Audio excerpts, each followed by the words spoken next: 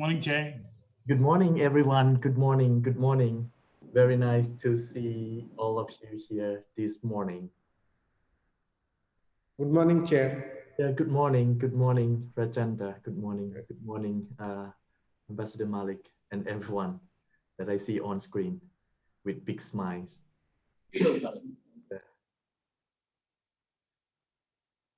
I think today is very special because it's a special session. It's just only one agenda item that we have.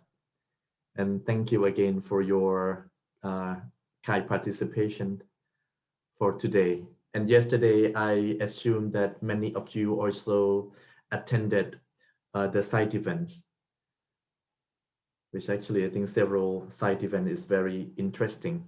And thank you very much for the executive presidents of Sri Lanka to join the site event yesterday as well. We're still waiting for other members, colleagues, and participants to join us. Now 9:28, and I see many colleagues and friends from the capitals in several countries also attending this meeting today. Thank you very much. And also I see Chair of Steering Committee of High Level Panel of Expert, Martin Cole, and also others experts from HLPE, which actually all the work that we are going to discuss today and endorse the policy recommendation on agroecological and other innovative approaches based on the technical support and scientific support of HLPE. Thank you very much for great support.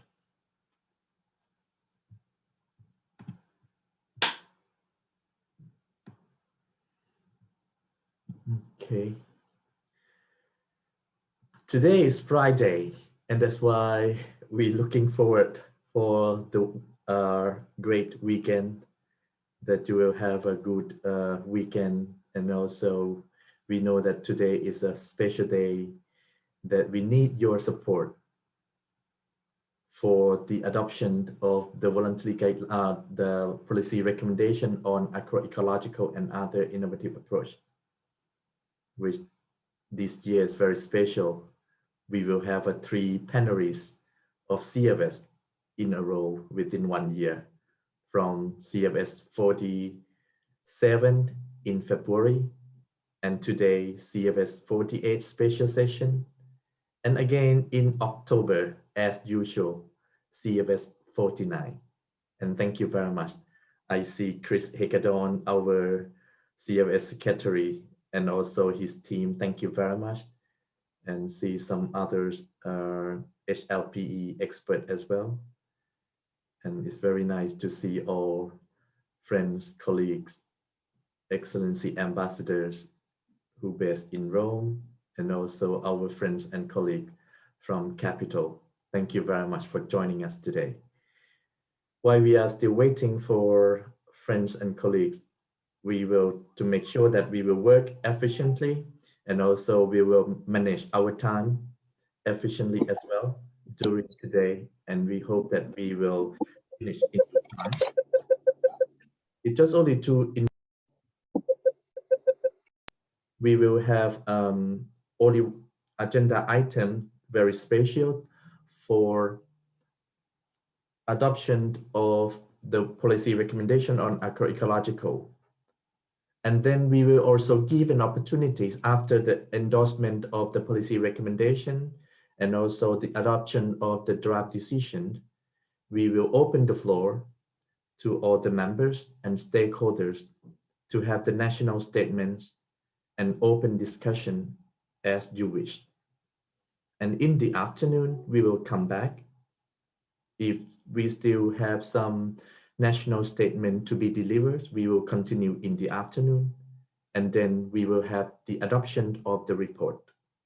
And today is very special because we need your quorum. We need your presence to have a quorum when we have to endorse the policy recommendation and also to adopt our report in the afternoon. Okay, I think Now we are still waiting other participants, I think. And today we are very pleased that FAO Director General, Mr. Chu Dong-chu, and also the Deputy Executive Directors of WFP, Mr. Ami Abdullah, and also Vice President of IFAD, Mr. Dominic Siller, will join us this morning.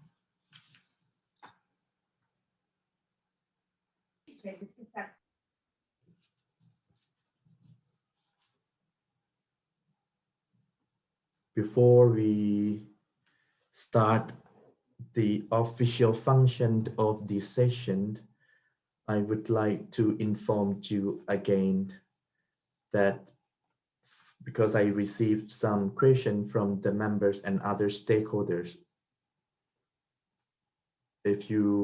we will also allocate times and space for the members and participants to deliver your national statement. Thank you. After the adoption of the policy recommendation and also the draft decision. And I would like to take this opportunity to thank the Bureau members, advisory group, and also ad hoc advisory group members for your hard work during the last 2 years.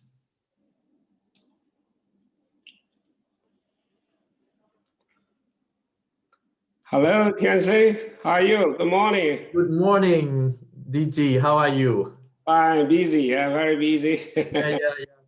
Imagine how busy you are. Thank you for joining us today. Yeah, I should. Yeah, thank you. We know that the support of FAO and also other Rome-based agency is very important to help us promote the implementation of the policy recommendation that we together produce, and also with the technical support of FAO, IFAD, and WFP, and that's why we can make it happen today. I always say that walk the talk, not only talk show. Exactly. There are so many talk shows. I don't like it. Exactly. And that's why we need you to help us to promote the implementation. Oh, during past 2 years, you already convinced by yourself, not by my talking. No, we really appreciate for your support at all levels until your country office as well. Yeah, that's why I said to my colleague, and we already have a mechanism here, but we have to make use of it. Yeah, right. CFS is so many years, but not so many used by the ground, country, and the region. Yeah? Yep. And so we have to be serious with your business. It's part of our business. Yep. Excellent. Excellent. And also I remember during your visit in my countries, Thailand, and also in Laos PDR. Yeah. That one also another successful mission that we bring all the things to the ground level. Thank you. Yeah. And also your hand-in-hand initiative as well. Yeah, great. Thank you. Okay, I think we can start our official function. Very good morning and good afternoon and good evening, depend on wherever you are. Excellencies, colleagues, friends, ladies and gentlemen, may I call this 48th special session of the Committee on World Food Security CFS to order. It is a great honor for me to welcome all of you to these 48 special sessions of the CFS. I would like in particular to welcome high-ranking heads of delegations and all members, participants, observers. Thank you for your time and interest, and look forward to a productive session of today. Before entering into agenda item 1, I have been asked to inform you that the declaration made by the European Union and its member states is contained in information document CFS 2021/48/INF4, which has already been distributed to all members of the meeting. I would draw the attention of the committee to this declaration. Also, I wish to begin by highlighting the extremely close working relation we have enjoyed during the past year between CFS Bureau members, advisory group members, and also ad hoc advisory group members, and the rapporteurs of the policy convergence process on agroecological and other innovative approaches, Ambassador Yaya Olaniland from Nigeria, and also our consultants, Ms. Mariam Ramanan, our technical focal points groups, and also secretariat. Without their effort and those of the previous rapporteur, Ambassador Ahmadi of Iran, we would not have been able to complete this project or this policy convergence process. I wish to remind you that the Bureau consists of Afghanistan, Argentina, Brazil, Equatorial Guinea, India, Indonesia, Mali, Mauritania, New Zealand, Russian Federation, Spain, United States of America, and Thailand myself as a chairperson of the Committee on World Food Securities. I also remind you that the Bureau was elected for a 2-year period and will serve through 49 sessions of the CFS in October this year, when a new Bureau members and also a new chair will be elected at that time. As you know, the primary purpose of this special session for CFS members and stakeholders to endorse the draft policy recommendation on agroecological and other innovative approaches for sustainable agriculture and food system that enhance food securities and nutrition. The special session has been convened following the lengthy negotiations of this policy recommendation, which concluded on 25th of this year, which actually I can tell you, we finished our negotiation just only after midnight, just only 10 minutes after midnight. And that's why thank you again for your kind support and participation. The policy convergence process included representatives of governments, UN agencies, and other UN bodies, NGO, and also civil society organizations, international agricultural research institutions, and also international and regional financial institutions, private sector association, and philanthropic foundations.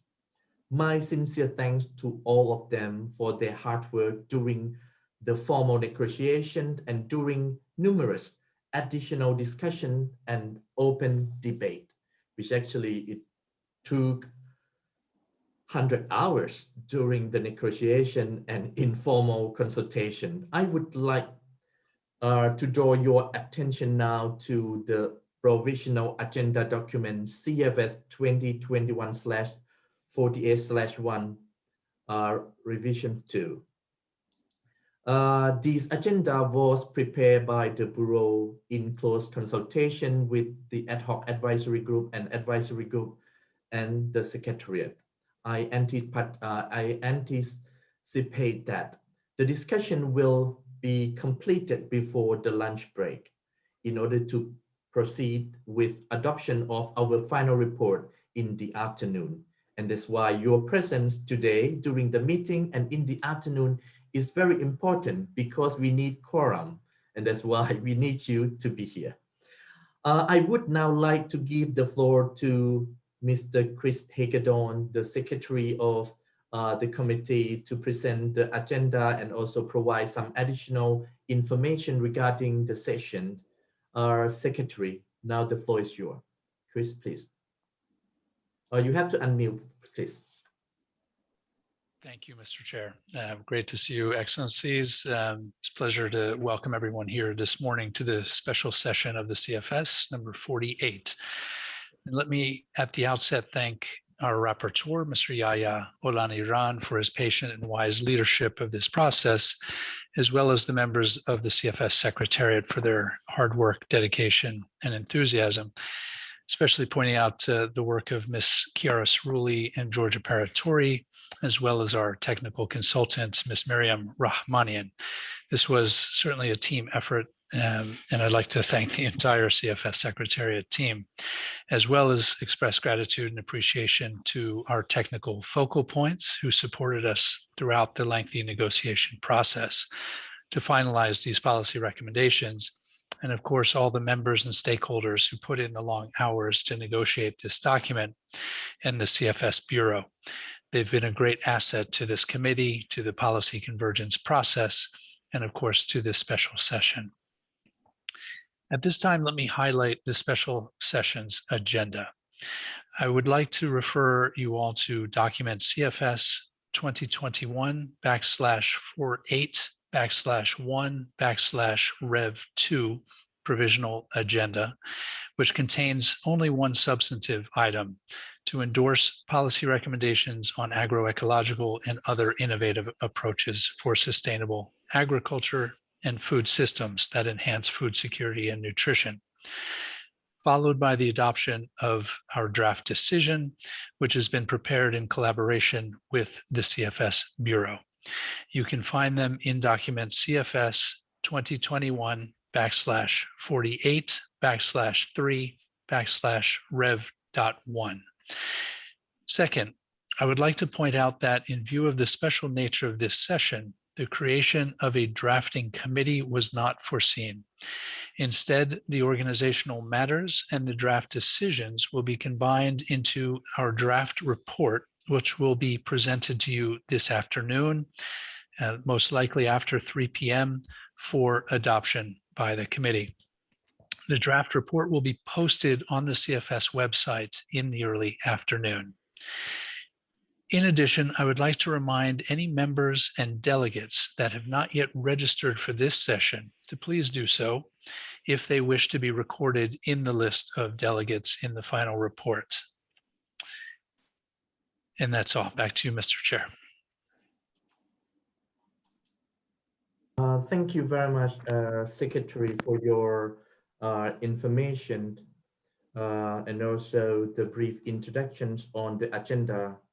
And now I do hope that we can adopt the provisional agenda.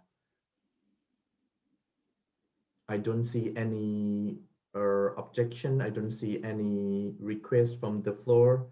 Now the agenda is adopted. Thank you very much for your kind support.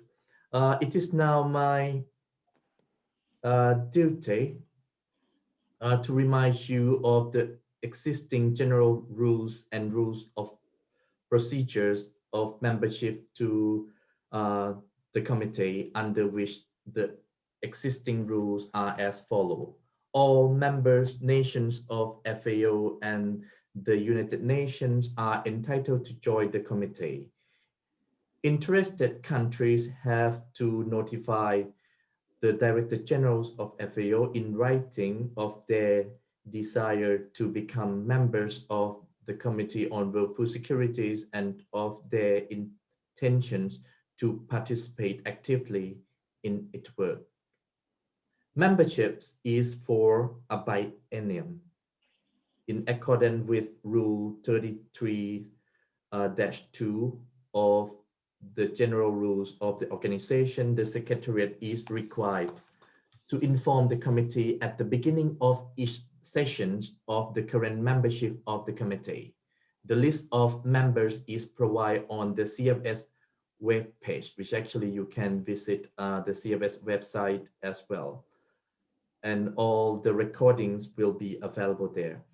I now request the Secretary of CFS to inform the committee about the new members.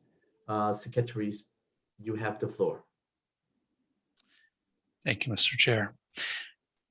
As of 4 June 2021, CFS membership stands at 133.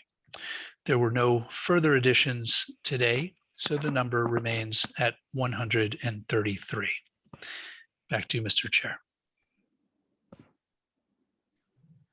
Thank you very much, Secretary, for updating the number of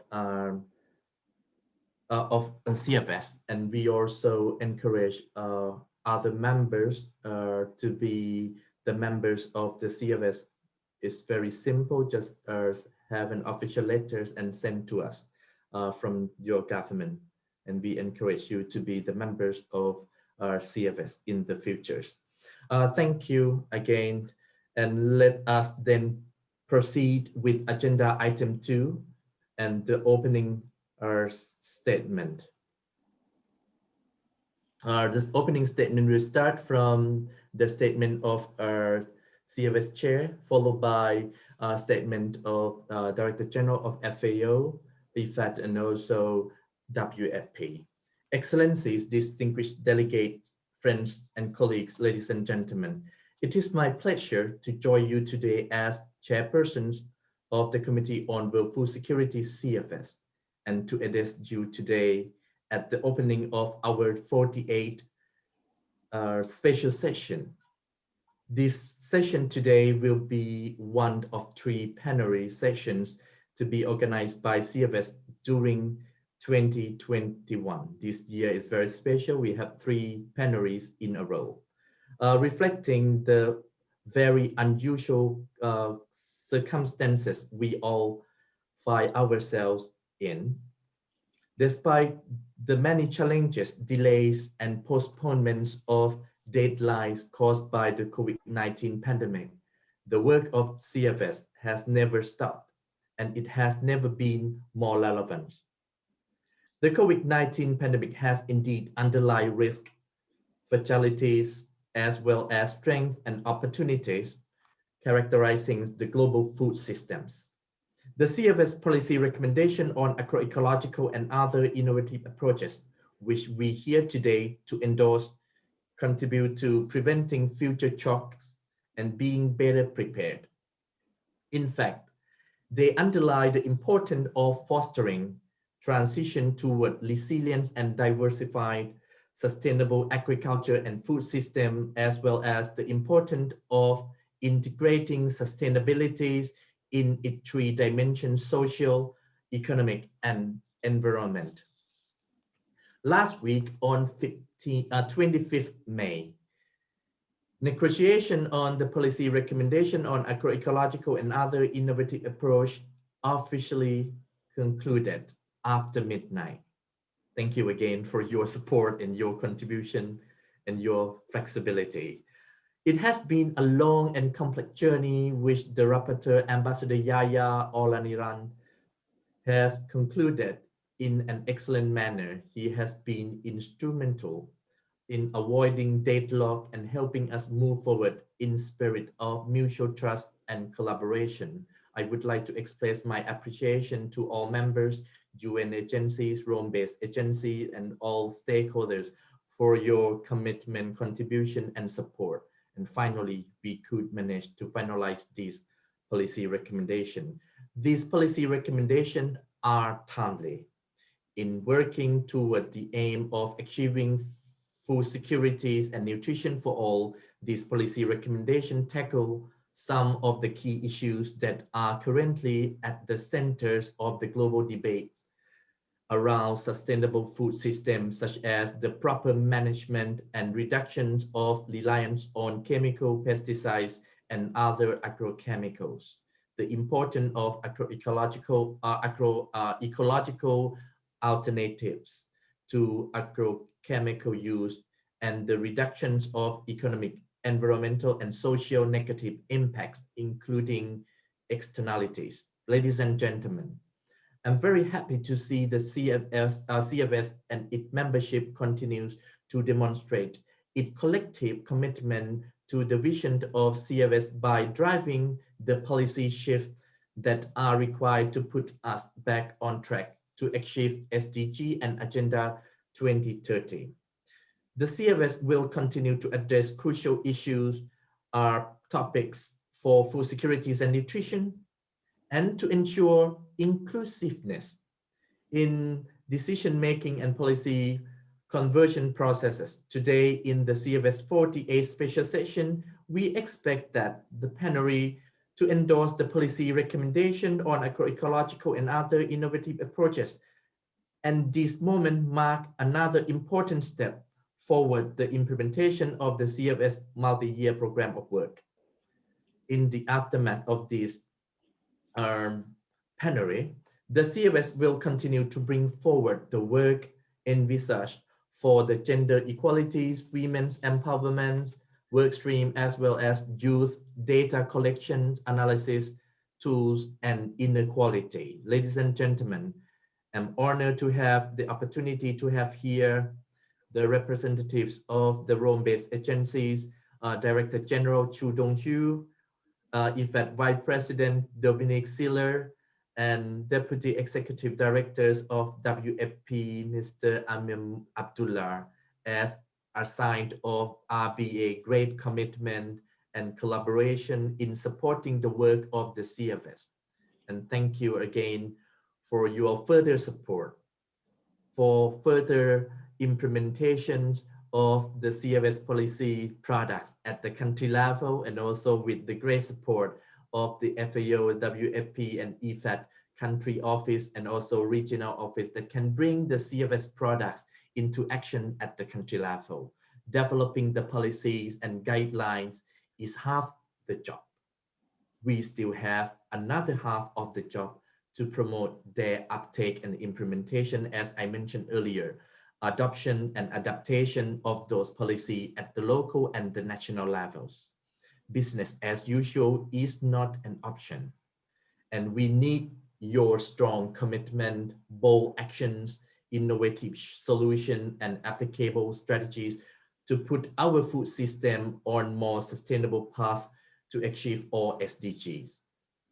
I consider CFS policy products, including these policy recommendations on agroecological and other innovative approaches, can be tremendous accelerators in our effort to deliver on the ambitious, universal, and inclusive 2030 agenda.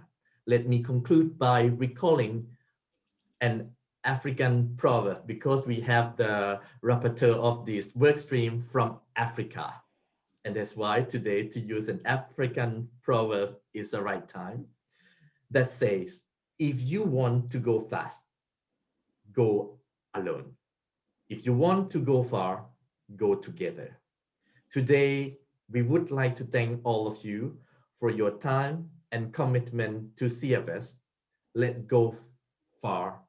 Let's go together. We can make things happen. Thank you very much for your kind support. And as I mentioned, we have an honor to welcome FAO Director General and also Deputy Secretaries, Executive Director of WFP, and also today we have Mr. Martin Cole, Chairperson of High-Level Panel of Experts, who will addressing us during the special session of the CFS. And Mr. Dominic Siller, Vice President, International Fund for Agricultural Development, IFAD, will be addressing us through the video message on behalf of President Humboldt. Now I have an honor to invite Director General of FAO, Mr. Chu Dong-Hyu, to deliver his welcome address and opening straight. The floor is yours, Director General. Thank you, Tianzi, and the distinguished delegates, ladies and gentlemen. Good morning from Rome. I'm pleased to address you at this special session, which will consider the draft policy recommendations on agroecological and other innovative approaches. The timing of this CFS policy document is very opportune. Given the global COVID-19 pandemic, which has exposed the risks, fragilities, inequalities characterizing our current agro-food systems. The pandemic has also highlighted the importance of resilience and diversification, and the need to integrate sustainability in its three dimensions: economic, social, and the environment through our agro-food systems. I commend the CFS and its high-level panel of experts and food security and nutrition for this report and its policy recommendations. They build upon and complement other relevant instruments, including CFS Volunteer Guidance of Food System and Nutrition, endorsed early this year. These reports are also timely as they can contribute to the debate at the UN Food System Summit. The implementing these policy recommendations can contribute to the FAO support and efforts in transforming agro-food systems and for the progressive realization of the right to adequate food in the context of national food security and food safety. These efforts need to be complemented with the potential of innovation and digital technology. FAO will work towards applying these recommendations together with all the members and encourage all CFS members and stakeholders to do the same. It is time to work together in harmony and solidarity. A holistic redesign of our world agro-food systems to make them more efficient, more inclusive, more resilient, and more sustainable are crucial to ending the hunger by 2030 and achieving the Sustainable Development Goals.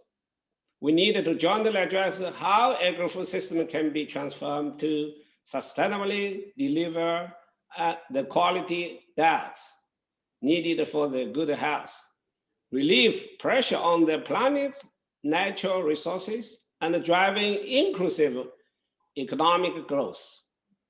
The CFS can take full advantage of inclusive structure and engage with all stakeholders in that respect. FAO is committed to a dynamic, impactful committee on the world food security that adds value and momentum to our efforts of transforming agro-food systems for better production, a better nutrition, a better environment, and a better life, leaving no one behind. I wish you a productive session and also stay safe and healthy. Thank you. Over to you, Kenzie. Thank you very much, Director General, for your statement.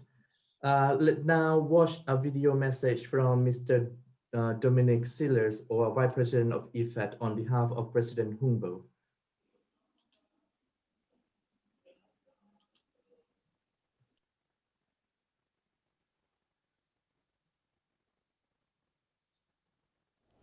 Excellencies, honorable delegates, ladies and gentlemen, it is a pleasure to address you on behalf of IFAD's president. Both he and I regret that we are unable to join this important session in person. In this year of unprecedented challenges, we are reminded of the importance of strong, united, and effective multilateral cooperation. I would therefore like to extend my thanks and gratitude to the Committee on World Food Security for its steadfast support in the promotion of food security, nutrition, and innovative approaches to delivering on the 2030 agenda. The CFS has played a vital role over the years in promoting sustainable food systems and in safeguarding global food supply chains. We are particularly glad to see that today's session will focus on agroecological approaches. I would also like to take this opportunity to commend His Excellency Dr. Yaya Olaitan Olaniran for leading the negotiation sessions on the policy recommendations on agroecological and other innovative approaches. Many thanks, Ambassador. Furthermore, I would like to recognize the extensive work done by the high-level panel of experts in drafting the report on agroecological and innovative approaches. The high-level panel report highlighted three important issues: the importance of policy context, the need for integrated approaches to food systems, and the importance of mapping and analyzing these approaches to gauge efficacy. The report is an essential reference for all of us who seek to achieve the SDGs. Excellencies, we have less than 10 years left to deliver on the 2030 Agenda for Sustainable Development. Less than 10 years. The UN Decade of Action launched by the Secretary General last year urges us all to rethink how we work and how we come together and how we accelerate sustainable solutions to the world's biggest challenges. We need to move smarter, quicker, and most importantly, together in order to achieve our shared goal of food security for all. COVID-19 has exposed the inequities and inequalities within our current food systems. But even before COVID, our food systems were not sustainable. We are degrading our ecosystems. We are decreasing biodiversity. The habitats are shrinking, and we are contributing to climatic shocks and stressors. Those who have contributed the least to these issues are the ones suffering most. Smallholder farmers make an enormous contribution to global food security. They produce roughly 50% of all food calories on only 30% of the world's agricultural land. They are also the key to preserving biodiversity. Despite this, rural smallholder producers and their families are often net buyers of food and suffer from food insecurity and malnutrition when they cannot afford to buy what they cannot grow. This is unacceptable. COVID-19 has also underscored the need to think of the most vulnerable. As we step up our efforts to achieve the SDGs, we must think of innovative solutions that work for the most marginalized, including small-scale producers and workers. This is a responsibility for all, governments and the private sector alike. We need to invest in innovation and the scaling up of promising solutions at the local level to make food systems stronger and more resilient. In this regard, we would like to commend the CFS on developing recommendations that so closely align with IFAD's mandate to end rural poverty and hunger through agricultural development and its efforts to further sustainability and innovation. We recognize these recommendations as a useful tool alongside the existing CFS products, including the voluntary guidelines on food systems and nutrition, in strengthening institutions and empowering the most marginalized populations, including indigenous peoples, youth, women, and small-scale farmers, in other words, the core customers of IFAD. The CFS has created a space for researchers, agencies, governments, civil society, and the private sector to come together and to discuss how we can all collectively contribute to ensuring food security for current and future generations. IFAD looks forward to its continued engagement with the CFS to deliver on the ambitious 2030 agenda. I thank you very much.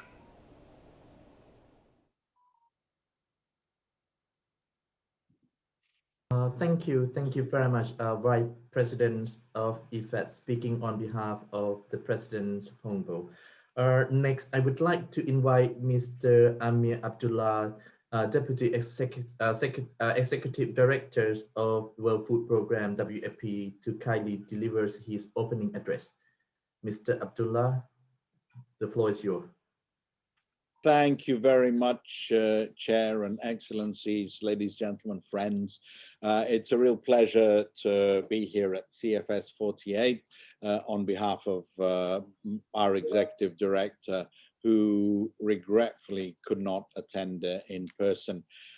First, I'd like to congratulate His Excellency and my friend Yaya Olaniran, I always call him Yaya, my sincere apologies, for his excellent leadership in guiding this committee to a successful conclusion of the negotiations on the policy recommendations on archaeological and other innovative approaches. I mean, excellent. I mean, joint support to the CFS is one of the shared priorities among the three RBAs, a real manifestation of successful RBA collaboration, and we believe that that is seen in these guidelines that you have concluded.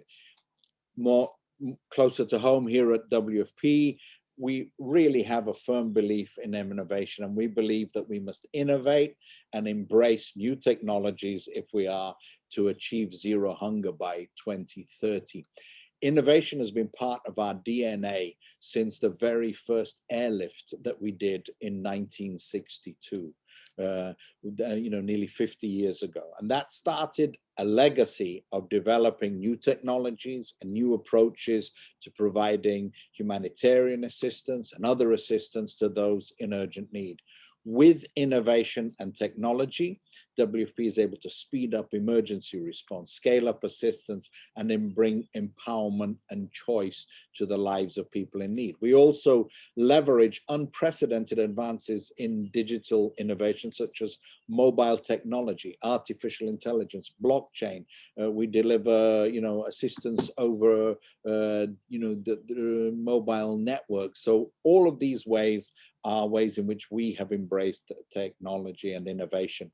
We have an innovation accelerator, which was launched in 2015, and this sources and tests new ideas and how to scale up the promising innovations to help us with that goal of zero hunger. So it's something that we nurture in each of our teams everywhere in the world. Just a few concrete examples. The WFP Hunger Map Live, which was launched not that long ago, that uses big data, artificial intelligence, and predictive and analytics to monitor and visualize the severity and scope of hunger in some of the world's most vulnerable countries. WFP Building Blocks. It's a project that leverages blockchain to transfer cash faster, cheaper, and more securely to the over 1 million people in Bangladesh and Jordan. And finally, the WFP's Share the Meal, which is a fundraising app which engages with nearly 5 million smartphone users to donate over 100 million meals just with a simple tap on their phones. And whilst many of you know that WFP was awarded the Nobel Peace Prize in 2020, you might not be aware that a couple of months ago, we were awarded the Franz Edelman Award for Achievement in Advanced Analytics, Operations, Research, and Management Science. This is the world's biggest competition when it comes to analytics and optimization. Some of the other finalists were companies such as Alibaba, Lenovo, and we actually ended up winning that. And that award shows that we in the UN, in the RBAs, in WFP can really do amazing things that help us achieve our ultimate goal. Finally, a few words on the food system. All these innovations have an opportunity to grow momentum when the world gathers at the Food Systems Summit, first pre-summit here in Rome in July, and then at the full summit in September. And we believe that there is an opportunity for a global rethink on the efficacy and efficiency of food systems, taking many of the ideas forward. WFP is committed, as you all are aware, to the humanitarian development and peace nexus in an approach to food systems. And we really understand that we believe there is a need for more depth globally on the understanding of the underlying linkage between food systems, the resilience of the same, and the conflict that affects them. Fragility and conflict really risk hindering development gains, stopping us from moving forward, and unfortunately sometimes pushing us back. They limit the opportunities that are available for women, children, youth, the most vulnerable, the poor, and as had just been said by the Vice President of IFAD, for the really rural societies and rural women farmers in particular. So we work very closely with our RBA partners. We are doing where we can jointly, supporting the country level dialogues that are underway. And we look forward to a really productive and inspirational food systems summit. Finally, ladies and gentlemen, the CFS Policy Recommendations on Agroecological and other innovative approaches, and the voluntary guidelines on food systems and nutrition really will provide valuable inputs at the Food Systems Summit and the discussions, and of course, the follow-up post the summit. And amongst that, these CFS debates are critical to advancing the food security and nutrition agenda. You have a vital role to play in rallying the support and the resources needed for that effort to end poverty and hunger by 2030. Thank you for the vital role that you all play, and we stand there with you. Thank you very much. Yeah, thank you very much, Mr. Abdullah, Deputy Executive Directors of WFP. And I think your word that mentioned about the Food System Summit and also the post follow-up after the Food System Summit is very crucial. And also, as the CFS had an opportunity to had a meeting with the country team of the WFP previously, we know that your commitment to bring the CFS products to the country level. Thank you again for your support. Next, I would like to invite Mr. Martin Cole, Chairperson of Steering Committee of High Level Panel of Experts HLPE, to kindly deliver his opening remark. Mr. Cole, the floor is yours. Thank you, Tanawat. Excellencies, Chair Tanawat, distinguished delegates, it's a pleasure to add my perspectives to this. Really like to add my congratulations to this group with respect to these policy recommendations. As you've heard, they are incredibly important and timely with the challenges that we're facing globally. Policy convergence is a tough business, isn't it? And particularly complex, given that agroecology is both a science, a set of practices, and also social movement.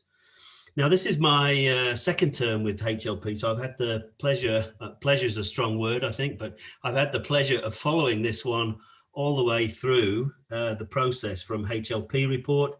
I mean, it's as we've heard, it's very much a team effort, but I would like to draw attention to the fantastic role that both Fergus Clydesdale, as the project team leader, and Ambassador Yaya have in this process. Both have really, for their patience, dedication, and many, many hours of toil to get this to where we are now. I've seen Fergus wrestle with the HLP process, with the e-consultation, the peer review, and all of that. And then I've seen that now through the policy convergence process. So fantastic, amazing work. As we've said, the issues that we're facing really know no borders these days. So international collaboration is absolutely crucial.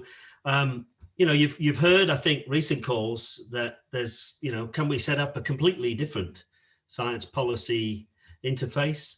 And I think you might have seen the op-ed and our open letter in response to that. I can't imagine, any other organization being able to handle something as complex as agroecology and other innovations in such an inclusive way as HLP and CFS. This is a forum of policy innovation. It's a multi-stakeholder business, science informed. It's a deliberate body that has impact internationally and nationally. We, of course, as you've heard, need to always look at how we can move faster, but together without leaving anybody behind. We need to, and we need to really, I think the way that this committee and HLP have adapted to the current COVID situation is a good testament of that. Now, I've been asked just to share a few perspectives on innovation, and I think they match quite closely to some of the previous remarks. So I might just share a few slides, if that's okay, Tanawat. Hopefully you can see that. So really just a few points about innovation. My favorite definition of innovation is this one here, where it talks about individuals, organizations mastering and implementing the design and production of goods and services that are new to them, irrespective of whether it's new to competitors in their country or to the world. As a scientist, I am, I'm actually, my glass is half full. I'm always optimistic that we have amazing innovative solutions. We have amazing technology throughout the value chain, but that's not what it's about. Really, innovation is not just about the science and invention. Most importantly, it's about implementation. And for this particular area that we're looking at in these recommendations, particularly the challenge of how do we do that at all scales and leave nobody behind? How do we take the principles of agroecology How do we scale those and bring technology to bear in that space? And how do we implement those principles in sustainable intensified agriculture? I think one of the roles of HLP reports is really to help members and participants to understand where they agree. We can't solve all of the questions, but certainly we have, we don't have all the answers, but we certainly have richer questions. How do we bring innovative solutions to both small and large scale farms? How can modern biotechnology be brought to bear and digital technology? And I think, as you've heard from previous speakers, I borrowed this one from Ismahan El-Wafi, really that we need to be looking at not just obviously technological innovation, we need to be looking at agroecology, supply chains and their resilience, policy, social, financial. We need to be really looking at how do we accelerate innovation, but in a way that leaves nobody behind. I draw you finally to, I think, just to remind you, the framework in the global narrative, that was a taking stock of 10 years of work. And I think those 4 policy drivers around moving from, just a focus on production to food systems, viewing food security and nutrition as a system of interconnected sectors. COVID has certainly taught us that. Our ag departments need to be talking with our trade and our innovation departments. We need to be focusing on the broader issue of food and health, not just on hunger. And then we need to recognize in different parts of the world, the solutions need to be context specific. Under enabling conditions, I think there's now a really good recognition that we need to build in our ability to model and to monitor progress to SDGs.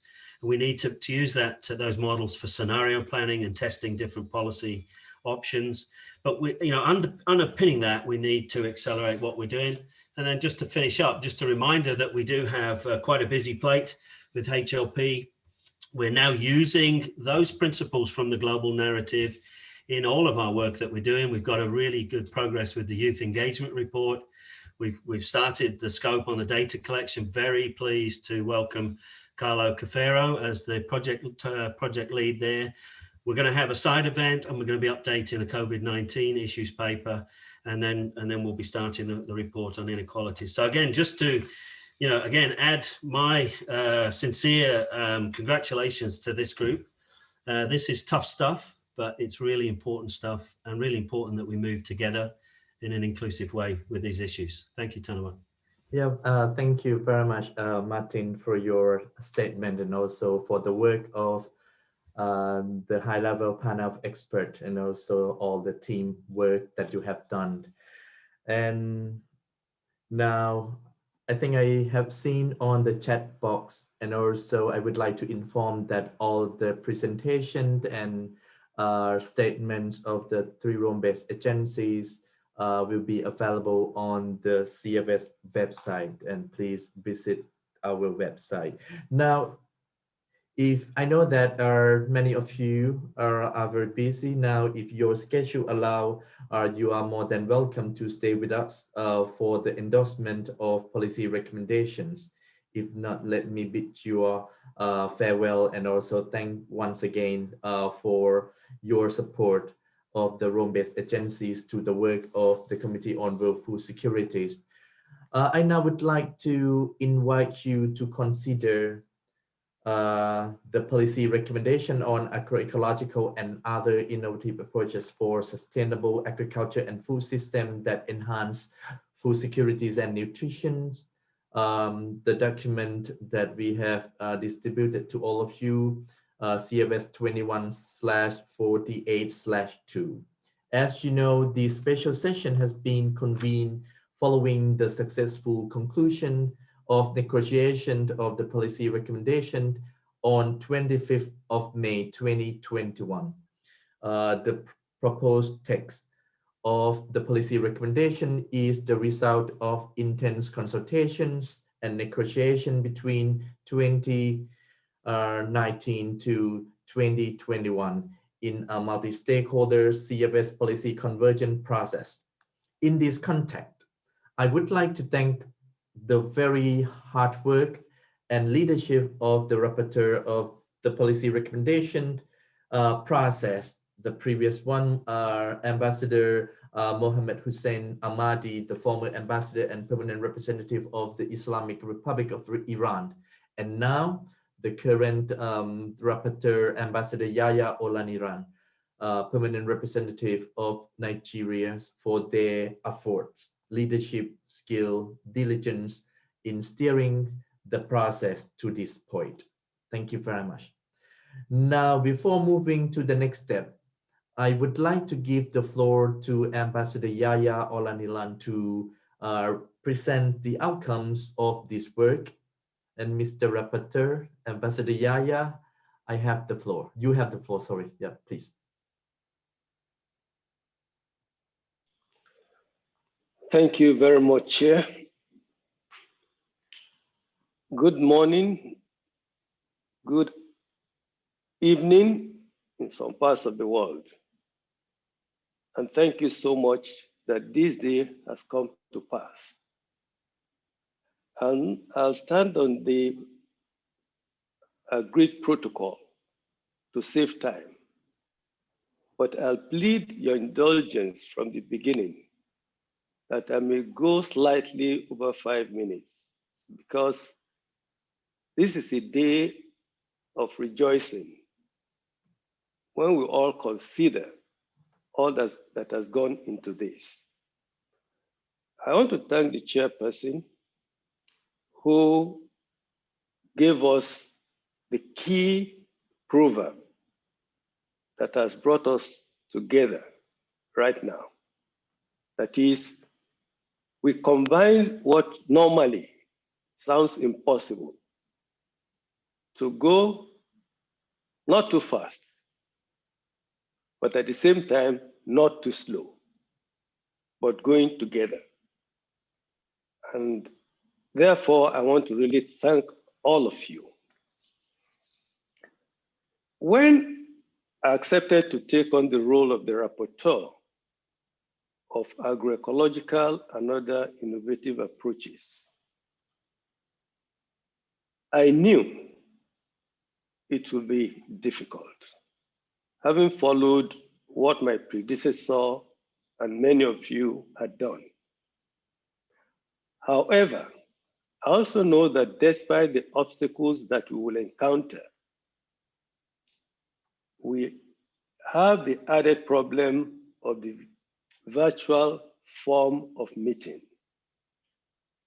But I never stopped believing that we will find a common ground, even at the most contentious issues, because it is not by might, it is not by power, but by the Spirit of the Lord.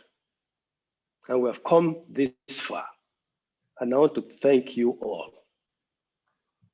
In my thanking, I want to thank especially the interpreters, because without them, we will not be able to communicate.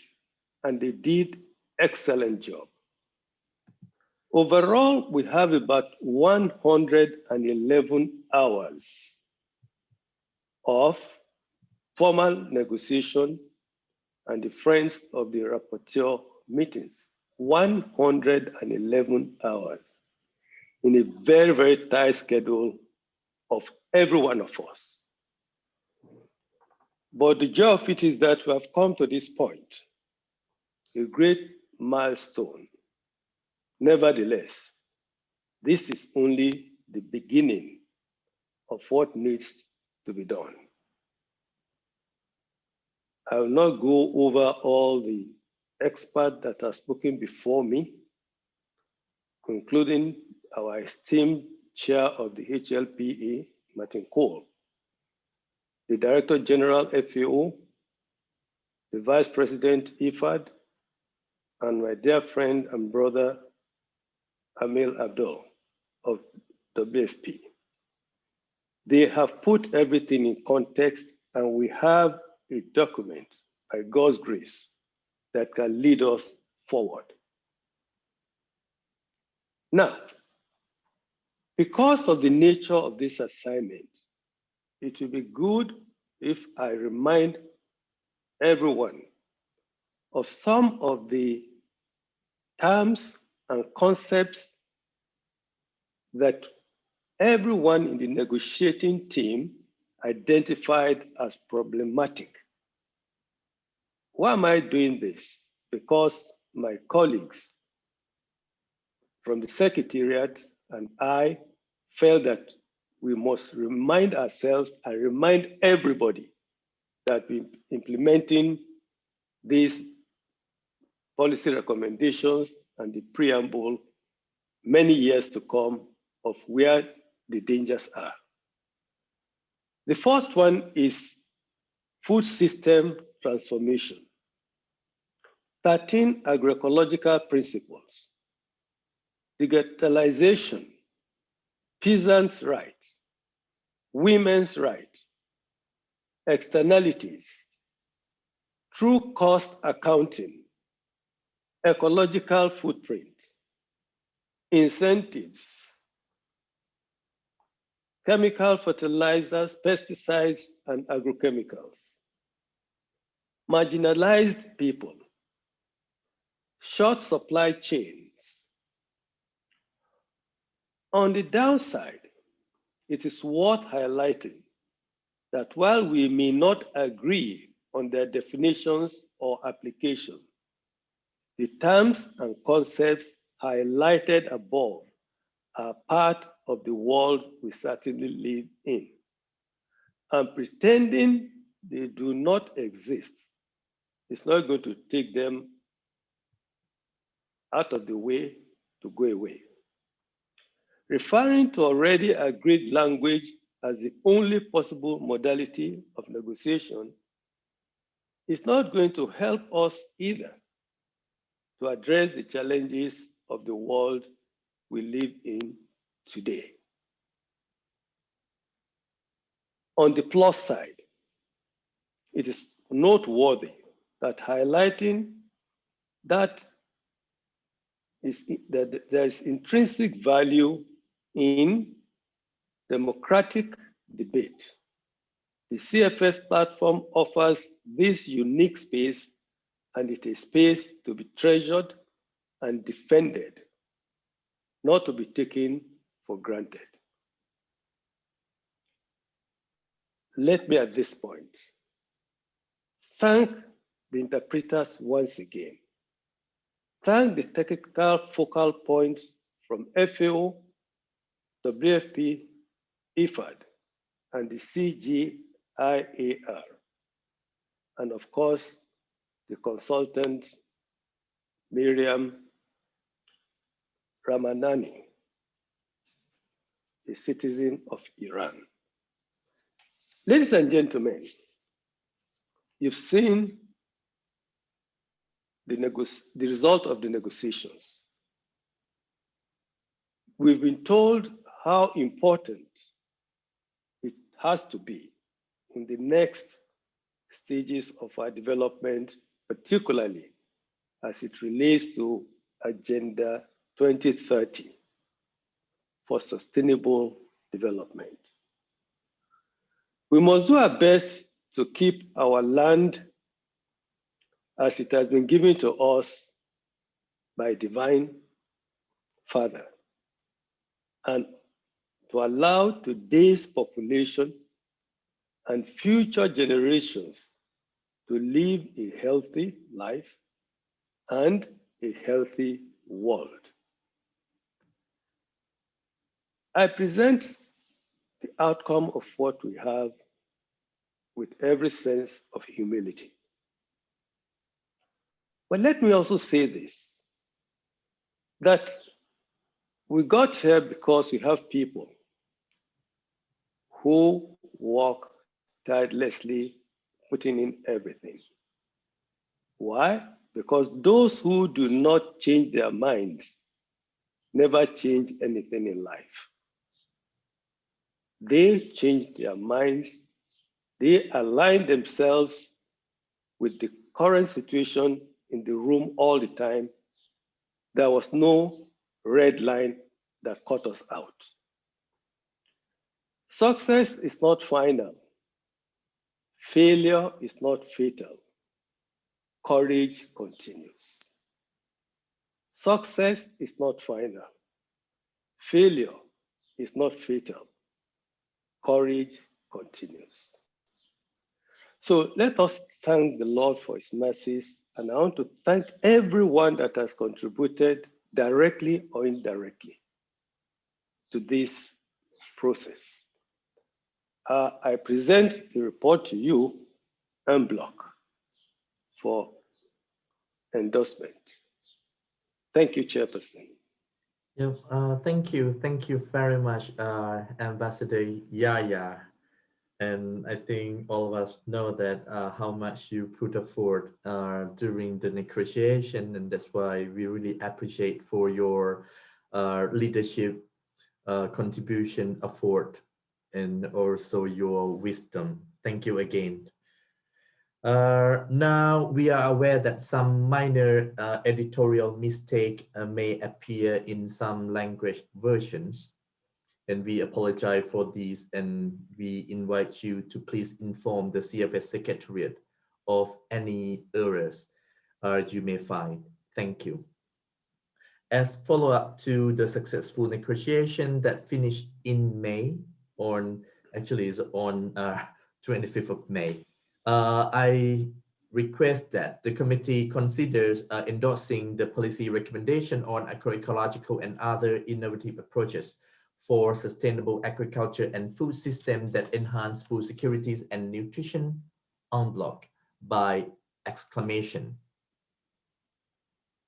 I hope that all of you agree to support. You can raise your hands or put any reactions. Thank you.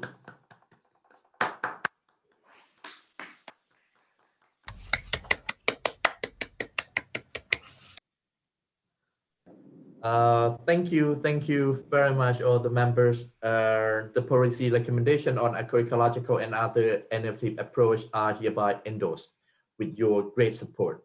I now request the committees to consider draft decision document CFS 2021/48/3 REV1, which is being shown on the screen. Perhaps I ask Secretariat to put the draft decision on the screen. This draft decision has been prepared in collaboration with the Bureau members, in consultation with advisory group and also advisory ad hoc advisory group members on 21st of May and on 28th of May during an extraordinary Bureau sessions organized to finalize this, to propose this draft decision to the committee.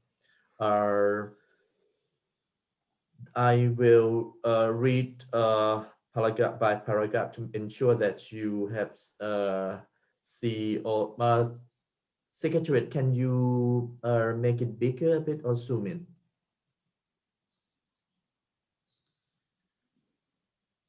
And I would like to inform you that after adoption of this draft decision, we will give the floor to the members and also other stakeholders to take the floor for the national statements and other open discussion.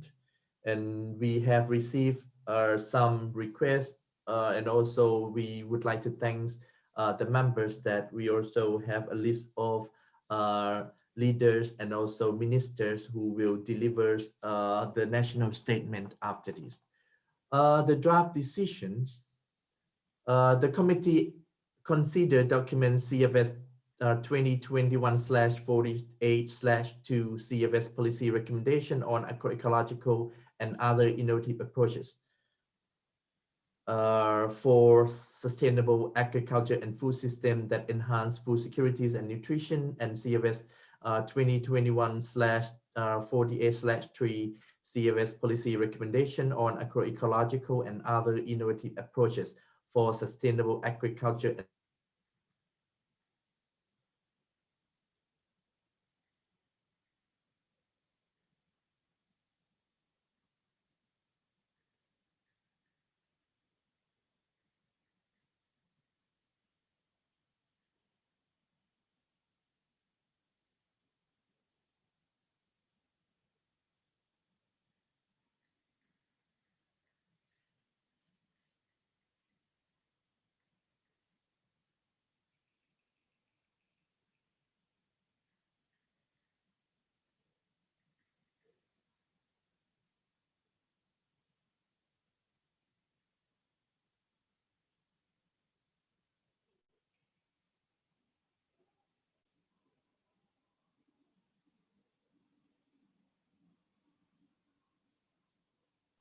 We can't hear you.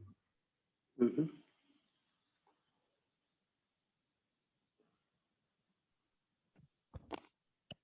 Mr. Chair, are you there?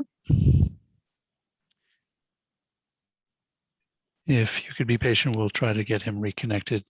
One moment.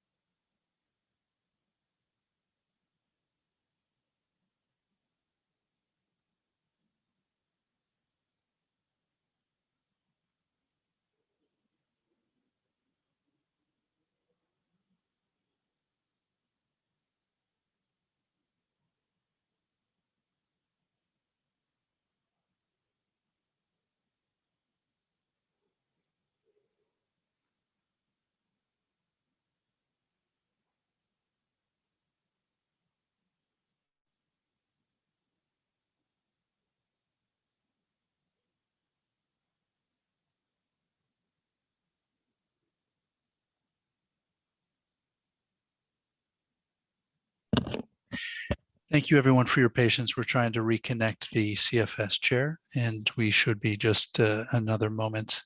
Thank you.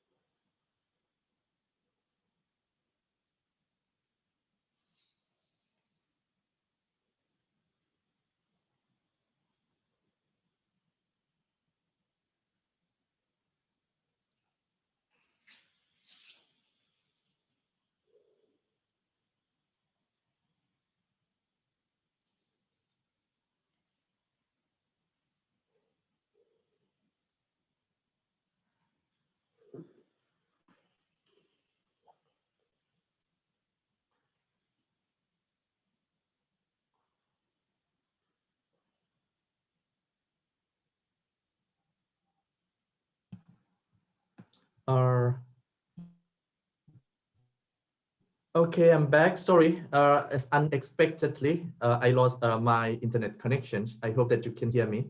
Hello, can you hear me? Okay, thank you very much. Yes, we can hear you, Mr. Chair. Thank you. Thank you. I continue. Okay. I think I can start from para A. The committee expressed appreciation for the effective leadership of the current and previous rapporteur and acknowledges with appreciation the work of HLPE to prepare the report on agroecological and other innovative approaches for sustainable agriculture and food system that enhance food security and nutrition. B. Endorses CFS 2021/48/2 CFS Policy Recommendation on Agroecological and other innovative approaches for sustainable agriculture and food system that enhance food securities and nutrition, taking note of their voluntary and non-binding natures. Next. C. Encourages all CFS stakeholders to support and promote at all levels within their constituencies in solidarities and in collaboration with other relevant initiatives and platforms for dissemination, use, and application of this policy recommendation to support the development, enhancement, and implementation of coordinated and multi-sectoral national policies, laws, and programs, investment plans, and various regional food securities and nutrition initiatives where appropriate. D. Encourages all stakeholders to document lessons learned from using the policy recommendation and to share these lessons with the committee in order to assess their continued relevance, effectiveness, and impact in line with the standard monitoring practice of the committee. E.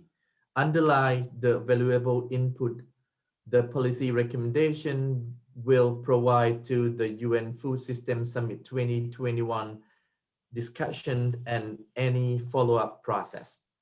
F. Decides to transmit the policy recommendation to governing bodies of FAO, WFP, and IFAD for their further consideration regarding supporting their utilization at country level in line with country requests and pursuant to Rule 33, paragraph 17 of the General Rules of the Organization and Rule Roman 10, paragraph 1 of the CFS Rules of Procedures, and in accordance with paragraph 22 of the CFS Reform Document. G. Encourages FAO, IFAD, and WFP to consider through their governing bodies the enhancements of coordination and coherence with respect to their strategies, policies, and programs of agroecological and other innovative or sustainable agriculture and food system that enhance food securities and nutrition. H. Decides to request the United Nations General Assembly to the Economic and Social Council to consider, ensure wide dissemination, and encourage the implementation of the policy recommendation to all relevant UN organizations and agencies consistent with Rule Roman 33, paragraph 15 of the General Rules of the Organization, Rule Roman 10, paragraph 4 of the CFS Rules of Procedures, and paragraph 21 of the CFS Reform Document. I agree to include this policy recommendation on Global Strategic Framework for Food Securities and Nutrition, GFF. Next, please. J. Underline the importance of promoting the rules of innovation in family farming and invite Steering Committee of the United Nations Decade of Family Farming in collaboration with FAO and IFAD, considering the findings of the HLPE report on agroecological and other innovative approaches for sustainable agriculture and food system that enhance food securities and nutrition, in parentheses CFS 2019/46/INF/17 and this policy recommendation into the implementation of the Global Action Plan of the United Nations Decade of Family Farming, K. I think the last one invites the HLPE Steering Committee to consider this policy recommendation where relevant in the preparation of the upcoming HLPE report on data collection and analysis tools, and in line with the CFS multi-year program of work 2020-2023. CFS 2019/46/7 para 38 to 44, including on how these policy recommendations could contribute and be used to enrich the CFS data collection and analysis workstream, and in relation to comprehensive metrics and indicators covering social, environmental, and economic dimensions of agriculture and food system to strengthen the capacity of countries to collect, analysis, and use qualities data and improve decision making. Now, I would like to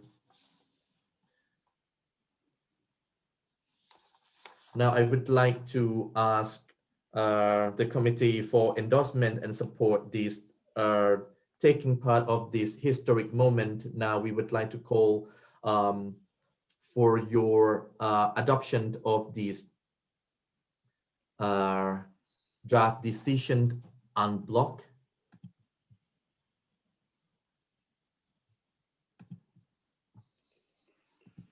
Because I assume all the hands now that I have seen will go for the next national statement.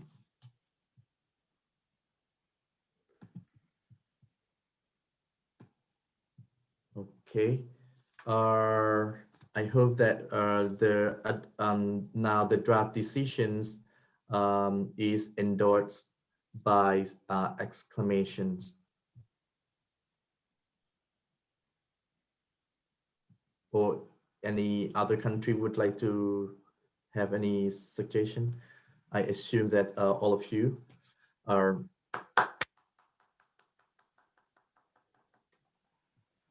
Thank you, Chair. Thank you. Thank you very much. Thank you for all support. Thank you, Chair. Thank you. Thank you. Now I would like to thank the committee for the endorsement and support and for taking part of this historic moment. Now I would like to call for any statement from the floor, and I would like to invite, I think I have a list of presidents and also ministers who would like to take the floor for this morning. I think we will start with the video message from the presidents of executive presidents of Sri Lanka.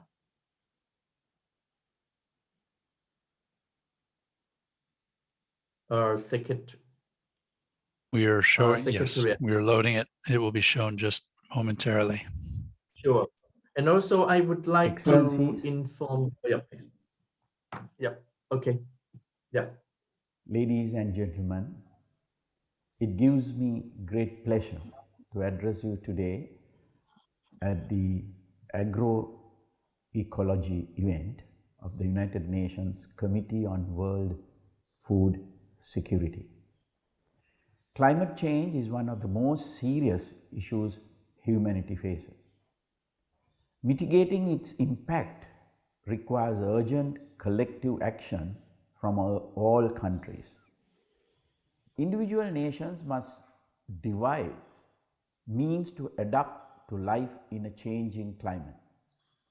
Ensuring food security through agroecological adaptation is an essential. Such policies should support ecological conservation, help combat the loss of biodiversity, and enable people to achieve their economic aspirations in more sustainable ways. In April of this year, the government of Sri Lanka banned the import of artificial fertilizers, pesticides, and weedicides. Our decision took into account broader ecological issues as well as significant public health concerns. Use of artificial fertilizers and agrochemicals has been associated with the rise of non-communicable diseases amongst the general public. They have also long been identified with high incidences of chronic illness in the heartland of Sri Lanka, where they have been overused for decades. Largely due to aggressive marketing by the agrochemical lobby and a lack of education amongst farmers, it is estimated that nearly 80% of the nitrogen fertilizer used in Sri Lanka is wasted. Excess fertilizer contaminates the land and seeps into the groundwater. It worsens soil degradation and water pollution and increases greenhouse gas emissions. My government's decision to ban imports of artificial fertilizer and agrochemicals will therefore enable a long needed national transition to a healthier and more ecologically sound system of organic agriculture. We are aware that there will be teething problems during this transition. These include constraints in domestic production and supply of organic alternatives, as well as adverse public perceptions arising from the ban. However, as leaders, it is our responsibility to take decisive action despite the challenges we will face. If we hesitate to make decisions, essential initiatives such as this will always remain confined to the realm of discussion. The government of Sri Lanka is ready to support our farmers and agriculture-based industries as our agroecological transition takes place. Support mechanisms include subsidies to farmers as well as the purchase of paddy by the government at a guaranteed price if yields are reduced temporarily.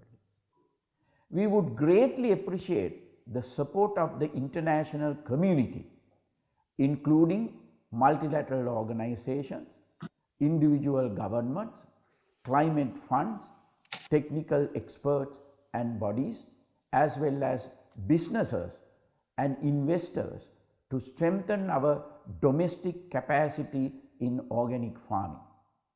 Increasing production of biofertilizer, promoting adoption of organic soil enhancement technologies and management techniques, knowledge sharing on improved agricultural practices, and strengthening of research and development into organic agriculture are some of the ways in which this support could be structured. I am confident that Sri Lanka's decision to ban imports of artificial fertilizers and agrochemicals will pave the way for a greener economy and a healthier society, while supporting our aspiration in terms of food security in the long term.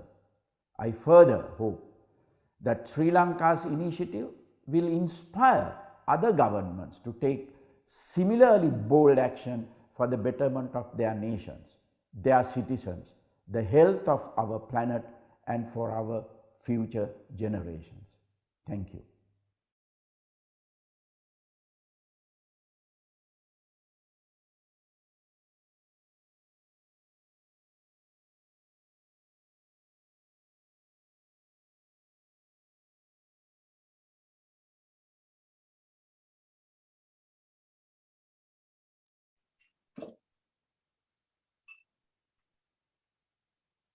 Belarus, please.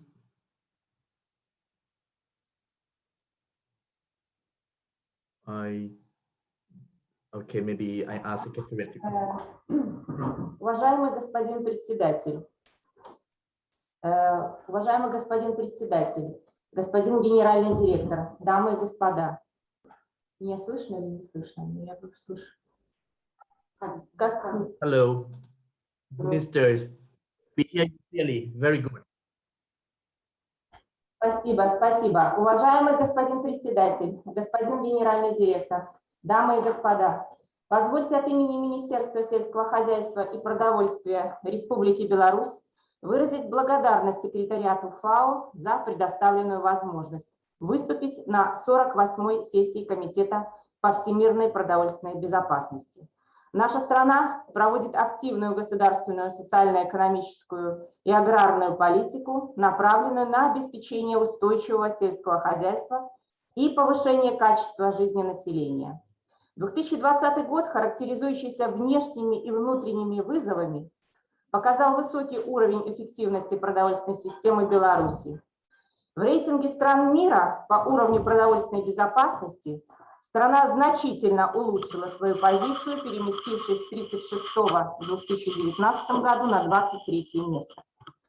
Устойчивое функционирование агропродовольственной сферы Беларуси основывается на укреплении материально-технической базы, внедрении ресурсосберегающих технологий, развитии селекции и генетики, повышении плодородия и рациональном использовании сельскохозяйственных земель.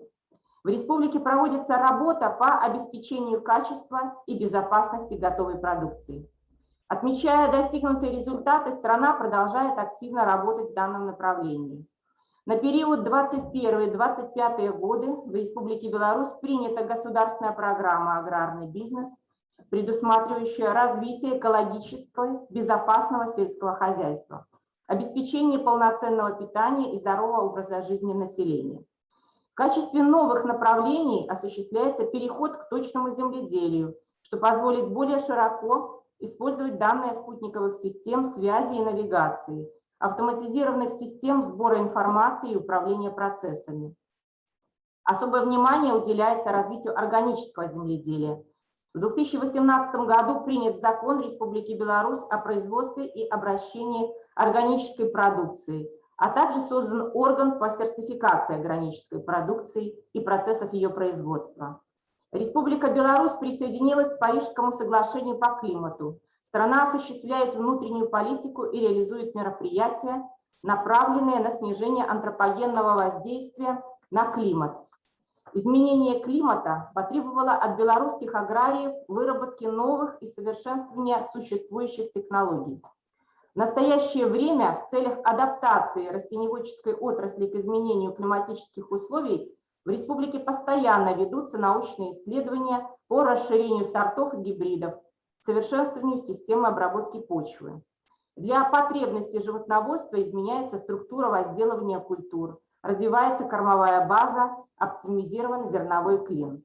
Наша страна высоко ценит многолетнее плодотворное сотрудничество с ФАО. В настоящее время реализуются важные проекты по укреплению потенциала фитосанитарных служб, исследованию цен на продуктовых рынках, развитию сельских территорий, проводятся обучающие семинары и вебинары. Беларусь и в дальнейшем заинтересована в укреплении сотрудничества с ФАО, с другими странами, обмене опытом и реализации совместных проектов по формированию высокоэффективных агропромышленных производств и развитию предпринимательства в сельском хозяйстве.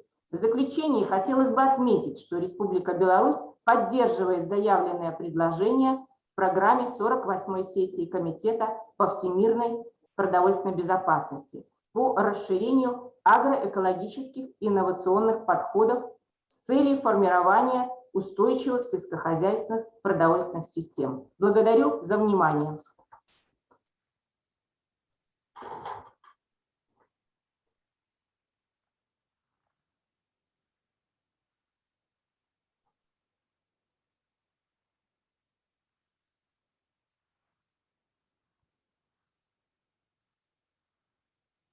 Thank you very much, ministers of Belarus. Next, I would like to call for the statement of ministers of Panama, please. Panama.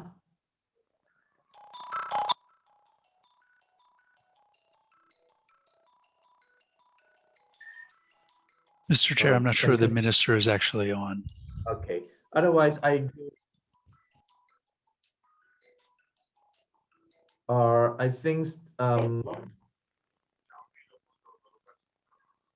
Okay.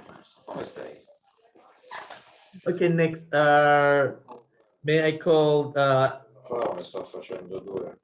Minister of Niger, please.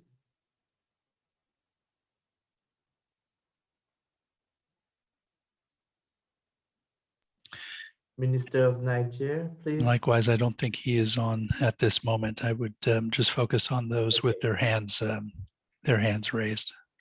Okay, otherwise I will go next to China, please.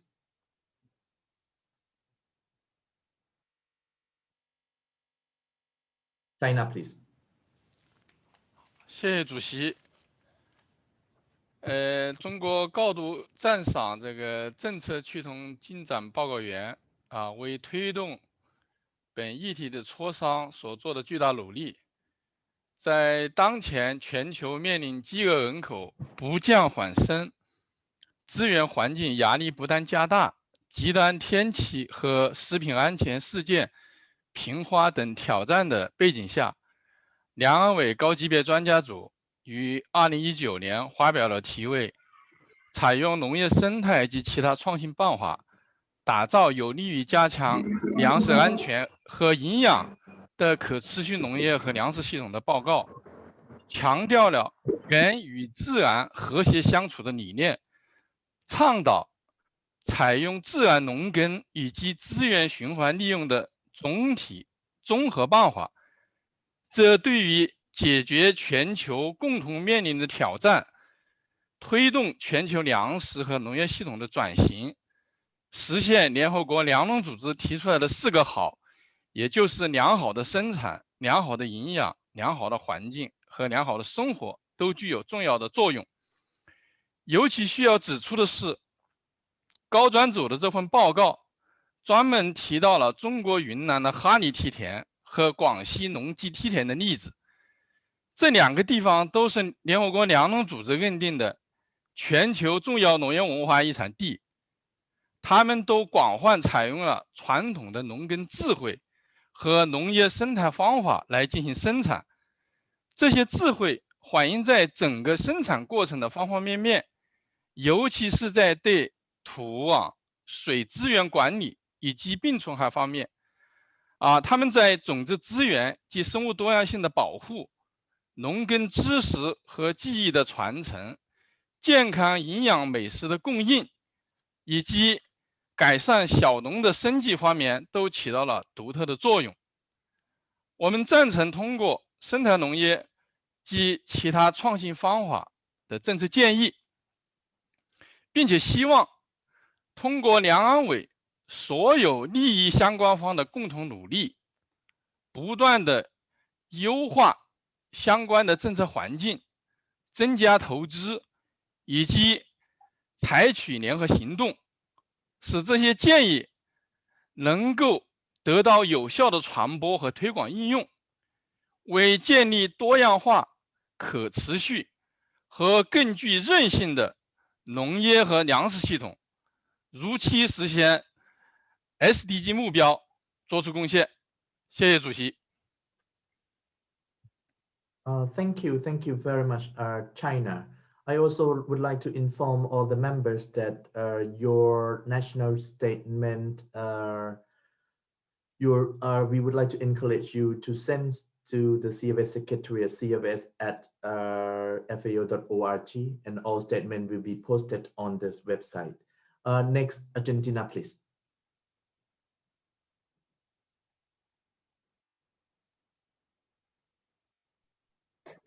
Muchas gracias, querido presidente. Quería saludar al señor director general y a las autoridades del Programa Mundial de Alimentos y del FIDA. Buenos días, buenas tardes a todas y a todos. En primer lugar, me gustaría reconocer el compromiso y el enorme esfuerzo del presidente en las negociaciones. Me refiero a mi amigo, el embajador de Nigeria, Yaya Olaninaran. Sin su liderazgo e incansable espíritu de construcción, hubiera sido imposible que hoy estuviéramos aquí para endosar el documento. recuerdo nuestros cafés compartidos, nuestras preocupaciones sobre cómo llegar al consenso. Pero ya finalmente llegamos. Lo mismo aplica para el trabajo desarrollado por el equipo de la Secretaría, en particular a la señora Chiara Cirulli, cuyo aporte resultó fundamental para concluir este trabajo. A todos ellos, mi sincero y profundo reconocimiento. Por otro lado, y antes de referirme a la sustancia del documento, me gustaría detenerme brevemente en el proceso de negociación que nos condujo hasta aquí. Creo que a nadie en esta sala virtual escapa la cantidad de horas y dedicación de recursos humanos que demandó este proceso para varias delegaciones, en especial para aquellas más pequeñas. De hecho, si no me equivoco, hubo más de 80 horas de negociaciones formales, corriendo contrarreloj para alcanzar la meta temporal que fijó la Secretaría. Pues bien, permítanme realizar algunas reflexiones. Trabajar hasta la medianoche, muchas veces sin interpretación, apurados y sin tiempo de reflexionar, no significa necesariamente realizar nuestra actividad bien. En todo caso, demuestra el compromiso de los miembros y de los negociadores, pero refleja no una planificación adecuada. En nuestra visión, la eficiencia radica en asignar el tiempo necesario a cada actividad con previsión y proyecciones claras en el marco de horizontes temporales alcanzables. Son de alguna manera lecciones para aprender. En este sentido, presidente, me gustaría dejar sentada la necesidad de discutir la línea programática de trabajo del Comité de Seguridad Alimentaria para el futuro, puesto que situaciones similares no deben volver a producirse. Tomando parte de la frase citada por usted, presidente, proveniente de África, en general es bueno ser ambicioso para llegar lejos, pero a veces no hay que dejarse llevar por la ambición, sino concentrarse en las posibilidades reales de cumplir objetivos en tiempos plausibles y bajo procesos razonables, sin excluir a nadie y sin dejar a nadie atrás. Ahora sí, adentrándome en el documento, quiero decir que en líneas generales estamos conformes con el contenido final del instrumento, dadas las características de la negociación. La Argentina tiene un fuerte compromiso con el desarrollo de la agroecología. De hecho, el gobierno de mi país decidió crear en el año 2019 la Dirección Nacional de Agroecología para dar un marco institucional estratégico a esta opción productiva.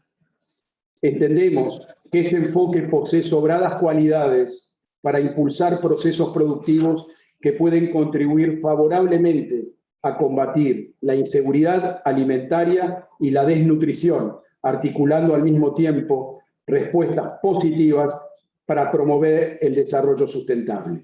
En este sentido, señor presidente, nos congratulan las menciones a la construcción de conocimientos, los bancos de semillas, las políticas de reducción de pérdidas y desperdicios de alimentos y la necesidad de involucrar a los actores estatales en estas dinámicas que plantean una visión distinta sobre cómo producir y cómo relacionarnos con los recursos naturales. Por otra parte, notamos que los otros enfoques innovadores que forman parte del documento, quizás por falta de tiempo o tal vez por omisión, no fueron debidamente abordados. Así como creemos firmemente que la agroecología es una opción viable para determinados contextos y situaciones, también entendemos que otras prácticas como la agricultura de intensificación, la siembra directa o la agricultura inteligente tienen enorme potencial para conducirnos al desarrollo sustentable. El mismo comentario aplica al uso de tecnologías digitales en procesos agrícolas o incluso la modificación genética de semillas. Las innovaciones son el camino que nos puede llevar a producir más con menos recursos. Y esto, señor presidente, es un claro camino hacia el fin de la inseguridad alimentaria. Para terminar, presidente, comentario aparte merece la alusión al concepto de huella ecológica. Como lo expresáramos durante las negociaciones, se trata de un término sobre el que no existe un consenso multilateral en cuanto a su definición, ni sus metodologías, ni su aplicación. Resulta discriminatorio para el sector agrícola, ya que no vemos avances similares en otros sectores productivos o de servicios, y su contenido puede derivar en más proteccionismo agrícola, y eso lo tenemos que evitar. Señor presidente, las visiones parciales y los paradigmas monolíticos nos plantean una mirada unidimensional para el futuro. Y en realidad, si lo que buscamos es promover como fin último que todos puedan acceder a alimentos saludables, tenemos que pensar cómo conjugar las distintas opciones que están disponibles. Así, cada país, con sus realidades nacionales, podrá elegir cuál es el mejor camino para alcanzar sus objetivos en materia de seguridad alimentaria. Ojalá, en un futuro, podamos tratar esta temática con mayor profundidad. Señor presidente, con estos comentarios, la Argentina se congratula de poder endosar el documento y agradecerle a usted por su liderazgo y por el liderazgo de mi querido amigo y hermano Yaya en su trabajo en esta iniciativa. Muchísimas gracias, presidente. Thank you very much for your statement and also support. Next, Switzerland, please. Thank you, Chair. Switzerland would like to thank the two rapporteurs, Ambassador Mohamed Hossein Emadi and Ambassador Yahya Olaniran, and those working in and for the CFS Secretariat for the stamina and commitment to bringing this policy conversion process on agroecological and other innovative approaches to a conclusion. Negotiating entirely in a virtual space has doubtless complicated and prolonged the negotiation. To overcome the complex challenges the world faces, transformation of current global agriculture and food system is needed. Switzerland considers agroecology as one major pathway towards sustainable food systems. Therefore, Switzerland supported the mandate to the HLPE and welcomed the panel science on evidence-based report on agroecological and other approaches for sustainable agriculture and food systems that enhance food security and nutrition as a solid basis for this policy conversion process. Unfortunately, we note that the content of the recommendation submitted to us today barely incorporates the main findings and recommendations of the HLPE report. This has never been the case at such level in the outcome of the 12th policy conversion process endorsed by CFS since its reform. We deeply regret this situation. More specifically, we regret the innovative key recommendations such as recognition of improving the ecological footprint of food systems as an operational principle for transitioning to SFS, strengthening of true cost accounting and the emerging importance of the concept of agency as the fifth pillar of FSN, with a view to progress toward the realization of the right to adequate food are not reflected at all in the recommendations. Moreover, in many aspects, what was agreed upon may fail to go behind the current status quo. Indeed, the document we have before us today shows little ambition to guide those seeking to promote agroecological approaches in order to foster the transformative renewal of food systems. But to be optimistic, the recommendation do acknowledge the need to strengthen the transition to resilient and diversified sustainable food systems and the contribution of agroecology. A positive step as we jointly move towards the Food System Summit and then beyond with the achievement of the Agenda 2030 at the horizon. Regarding the process itself, we note the increasing challenge to address the social pillar of sustainability as well as human rights concerns within the CFS. Dialogue on those issues is getting more and more polarized. In this context, For Switzerland, it is particularly important to ensure support of the CSN back on board, as civil society is one of the main stakeholders when it comes to the application of those recommendations. To conclude, Switzerland takes note of the conclusion of this policy conversion process that has been just approved today. Thank you, Chair. Thank you very much, Switzerland, for your statement and also support. Next, Indonesia, please.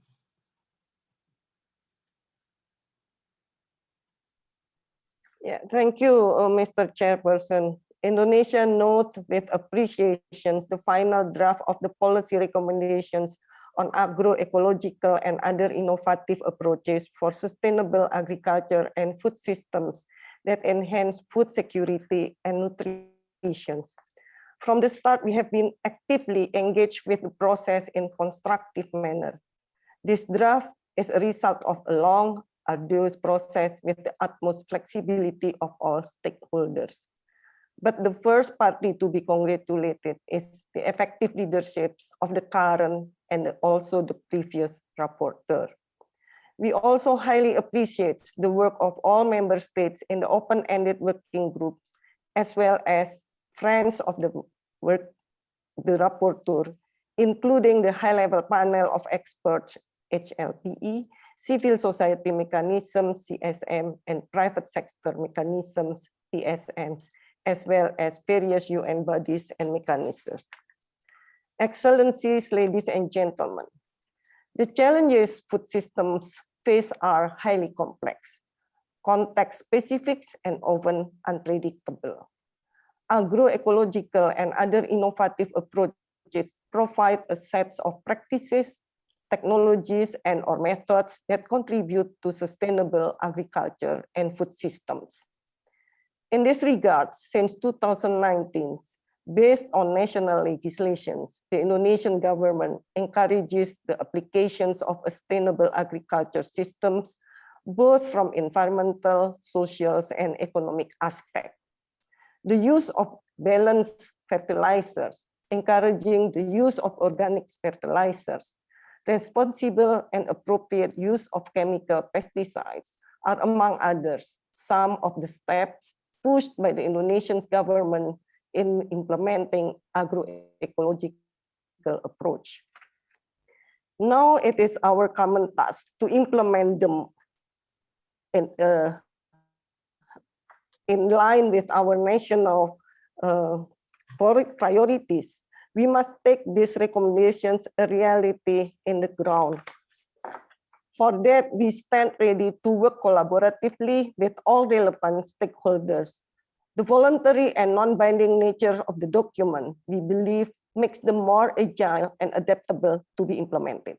With the above notes, Indonesia supports the document CFS 2021/48/2, CFS Policy Recommendations on Agroecological and other innovative approaches for sustainable agriculture and food systems that enhance food security and nutrition, to be endorsed by the CFS 48.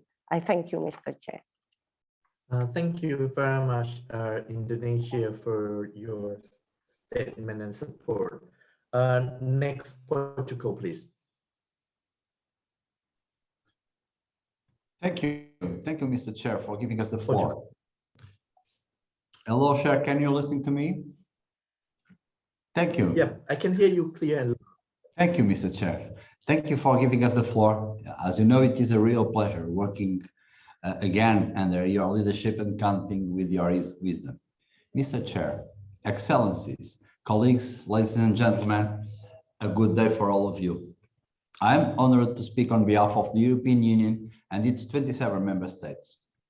We are fully committed to work within the CFS, recognizing its role in fostering the transformation towards sustainable agriculture and food systems, helping to tackle rising global challenges related to hunger and all forms of malnutrition and the interrelated factors of poverty and inequality, environmental degradation, climate change, and biodiversity loss. The EU and its 27 member states endorse the policy recommendations on agroecological and other innovative approaches for sustainable agriculture and food systems. These policy recommendations are significant CFS contribution to leveraging innovative approaches that are pivotal to the transformation of food systems.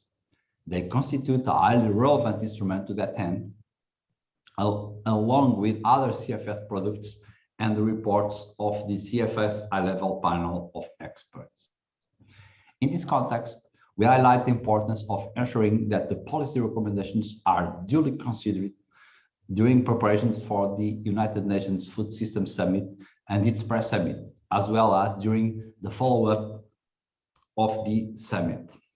We are committed to promoting the uptake and implementation of the policy recommendations on agroecological and other innovative approaches and all previous CFS products. And we call upon the Rome-based agencies and all other stakeholders to do the same, including the private sector and the civil society.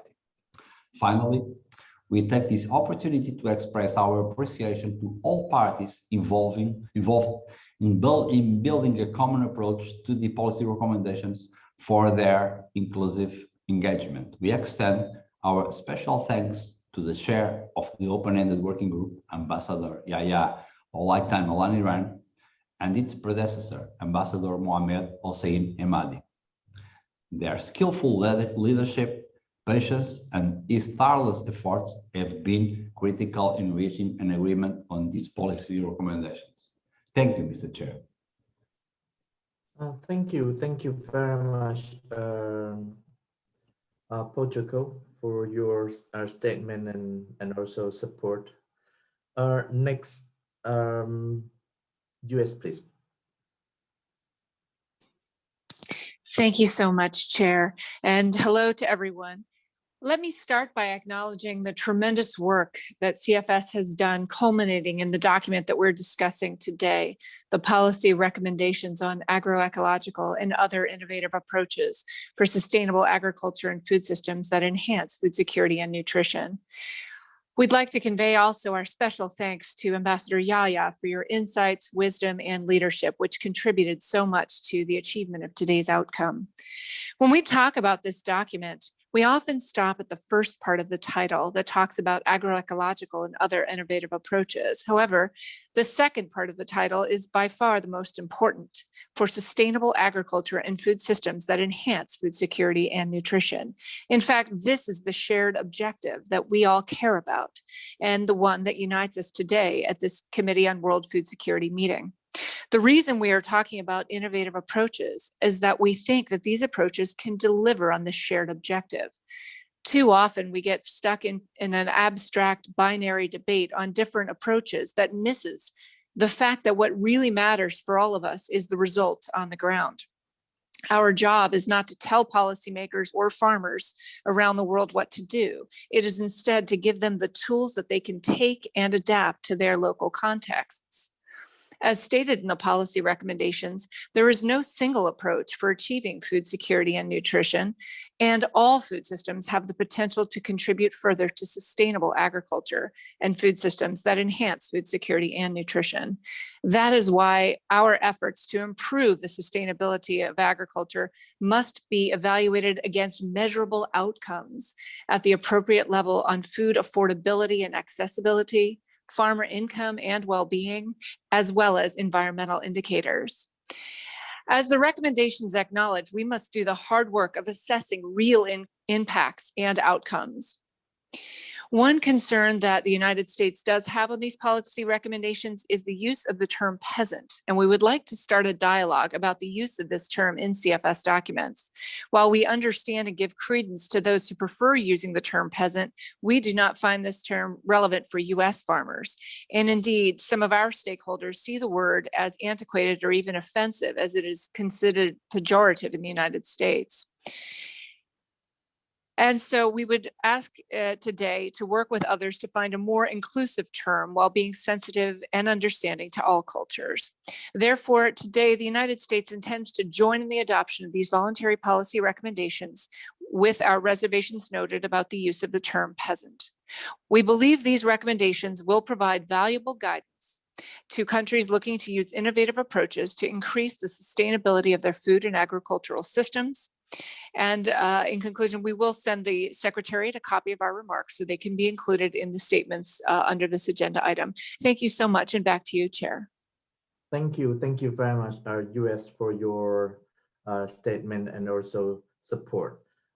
Next countries is Cuba, and then followed by Spain. Cuba, please. Y muchas gracias. Bueno, muchas gracias, señor presidente. Muchas gracias, director general de la FAO, autoridades de los otros organismos internacionales en Roma presentes y distinguidos participantes. En el caso de Cuba, bueno, primeramente queríamos agradecer el trabajo de este comité, el cual realmente consideramos clave para los objetivos de la FAO y para realmente lograr la sostenibilidad y la seguridad alimentaria. Nuestro país, Cuba, ratifica su compromiso con la seguridad alimentaria, lo cual es un objetivo claro plasmado en nuestro plan de desarrollo hasta el 2030 y también está muy presente en todo el proceso de actualización socioeconómica que el país está llevando a cabo sin interrupción, incluso en las condiciones difíciles que está viviendo el país debido a la COVID, y donde hay prioridades bien basadas en cuanto a la diversificación y ampliación de los actores productivos, en cuanto a el desarrollo territorial, incluido el desarrollo agrícola, y en cuanto a un uso más eficiente y amplio del desarrollo científico en la producción y el uso de la biotecnología, donde el país ha alcanzado resultados importantes. Nosotros trabajamos también con este propósito de manera muy cercana con los organismos internacionales en Roma que atienden este tema. Estamos pendientes de la aprobación del programa estratégico País Cuba con el PMA en la próxima junta que tendrá lugar este próximo mes, lo cual realmente será un programa que beneficiará alrededor de 1.5 millones de cubanos y al cual realmente está totalmente alineado con nuestros planes de desarrollo. Sin embargo, permítanme, presidente, permítanme, colegas, debo compartir con ustedes y explicar que tenemos un claro y que es el principal obstáculo a nuestra seguridad alimentaria, que es el bloqueo de Estados Unidos económico, comercial y financiero contra mi país, que dura 60 años, que fue reforzado por la anterior administración del presidente Trump con la aplicación de nuevas 243 medidas ejecutivas, que puedo decirles que hasta la fecha están todas totalmente vigentes y que realmente implican una afectación enorme a la seguridad alimentaria de mi país. Para fundamentar esta afirmación solamente y para terminar, quiero ofrecerles a ustedes unas cifras que actualizan incluso nuestra intervención en el comité anterior. El bloqueo económico, comercial y financiero de Estados Unidos contra Cuba ha afectado a mi país en más de 144.000 millones de dólares desde que se inició hace más de 60 años. Puedo decirles que en el último año, según el informe elaborado por Cuba minuciosamente con datos totalmente avalados y refrendados, costó, es decir, es un informe que abarca desde abril de 2019 a marzo de 2020, una afectación de 5.570 millones. Estoy hablando de una afectación superior a lo que había causado el año anterior, que fue en el orden de los 4.343 millones. Es decir, de un año a otro, su afectación aumentó en 1.227 millones. Y solamente en el sector de la agricultura, de la agroalimentación, la afectación está calculada en el último año, repito, periodo abril 2019, marzo 2020, en el orden de los 428.894.637 dólares. Creo que son cifras que abran por sí solas y esperamos que algún día no tengamos que hablar de este tema. Muchísimas gracias.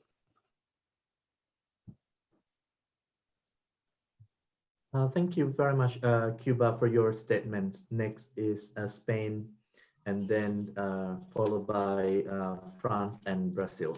Spain, please.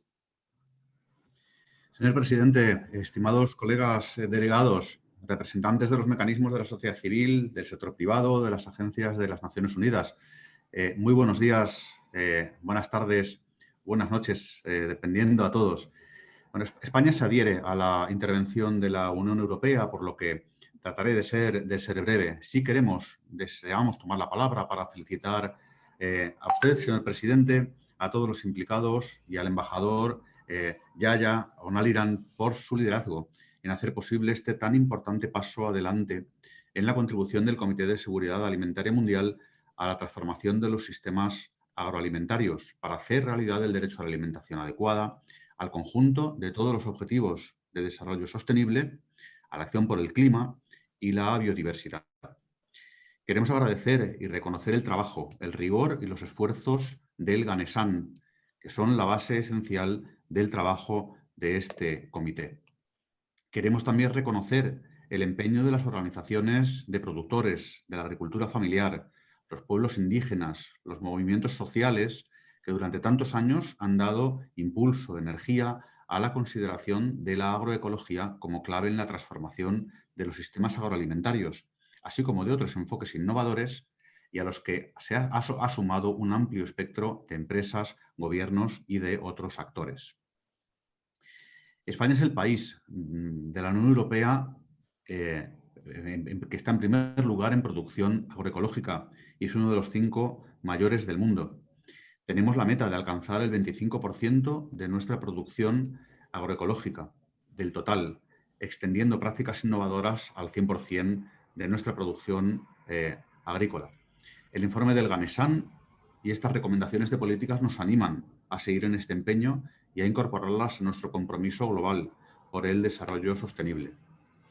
Ahora, desde luego, debemos reforzar su traslación a la práctica, sobre el terreno y en todos los países y territorios, su consideración en todos los foros de gobernanza multilaterales y agencias especializadas, como el resto de productos de políticas del Comité de Seguridad Alimentaria Mundial, tal y como ya ha señalado el director general de la FAO al inicio de su intervención.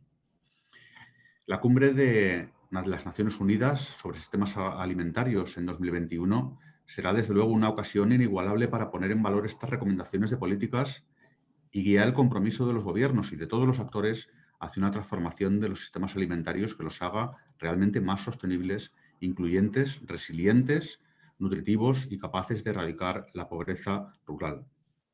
Este es y será el compromiso y el empeño de España.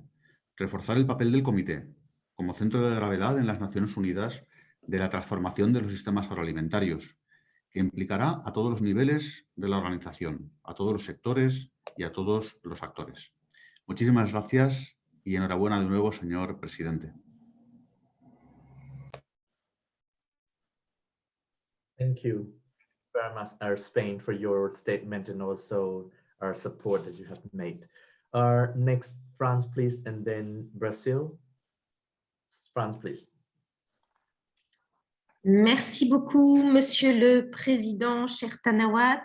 Bonjour à tous les collègues et aux autorités des agences romaines.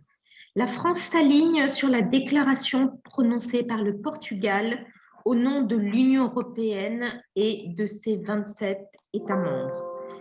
Nous saluons les efforts des 2 présidents, et notamment l'actuel, l'ambassadeur Yaya, du secrétariat, de tous les négociateurs et bien sûr des interprètes qui n'ont pas ménagé leur peine pour que les recommandations politiques que nous validons aujourd'hui enrichissent les travaux préparatoires du sommet des systèmes alimentaires.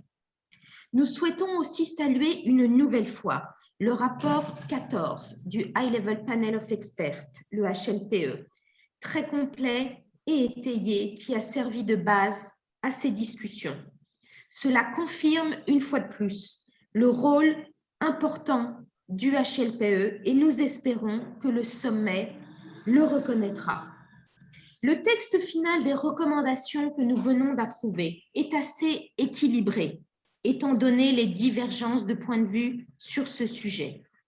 Le compromis atteint peut être jugé satisfaisant, même si nous aurions espéré un résultat plus ambitieux pour ce texte qui, je le rappelle, est d'application volontaire.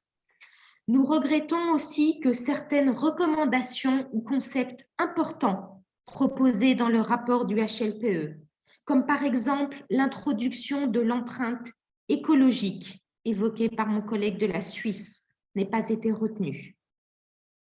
En outre, et c'est un point important, nous appelons les organisations romaines à jouer un rôle clé et proactif dans la diffusion et la mise en œuvre de ces recommandations politiques élaborées par le CSA. De façon plus générale, Nous les appelons à mettre en œuvre des programmes et projets qui favorisent l'agroécologie, selon les principes rappelés dans les 10 éléments de l'agroécologie, un texte adopté par tous les États membres de la FAO en 2019. La France considère que l'agroécologie représente une des voies privilégiées pour effectuer les nécessaires transitions vers des systèmes alimentaires durables et pour répondre ainsi aux grands défis actuels que sont, entre autres, l'adaptation et l'atténuation au changement climatique, la lutte contre la perte de la biodiversité et bien sûr la sécurité alimentaire et la nutrition pour tous. C'est dans cet esprit que la France, avec ses partenaires, a lancé lors du One Planet Summit de janvier dernier l'accélérateur de la Grande Muraille Verte pour appuyer les pays sahéliens. En conclusion, nous nous félicitons que les négociations aient pu aboutir à un texte finalisé au cours d'un processus inclusif. C'est une nouvelle preuve de la capacité du CSA à favoriser un dialogue ouvert et constructif et à faire émerger des consensus. Nous espérons vivement que toutes les parties se joindront au consensus pour adopter ces recommandations comme nous venons de le faire et valoriser le travail effectué par le CSA. Je vous remercie, Monsieur le Président.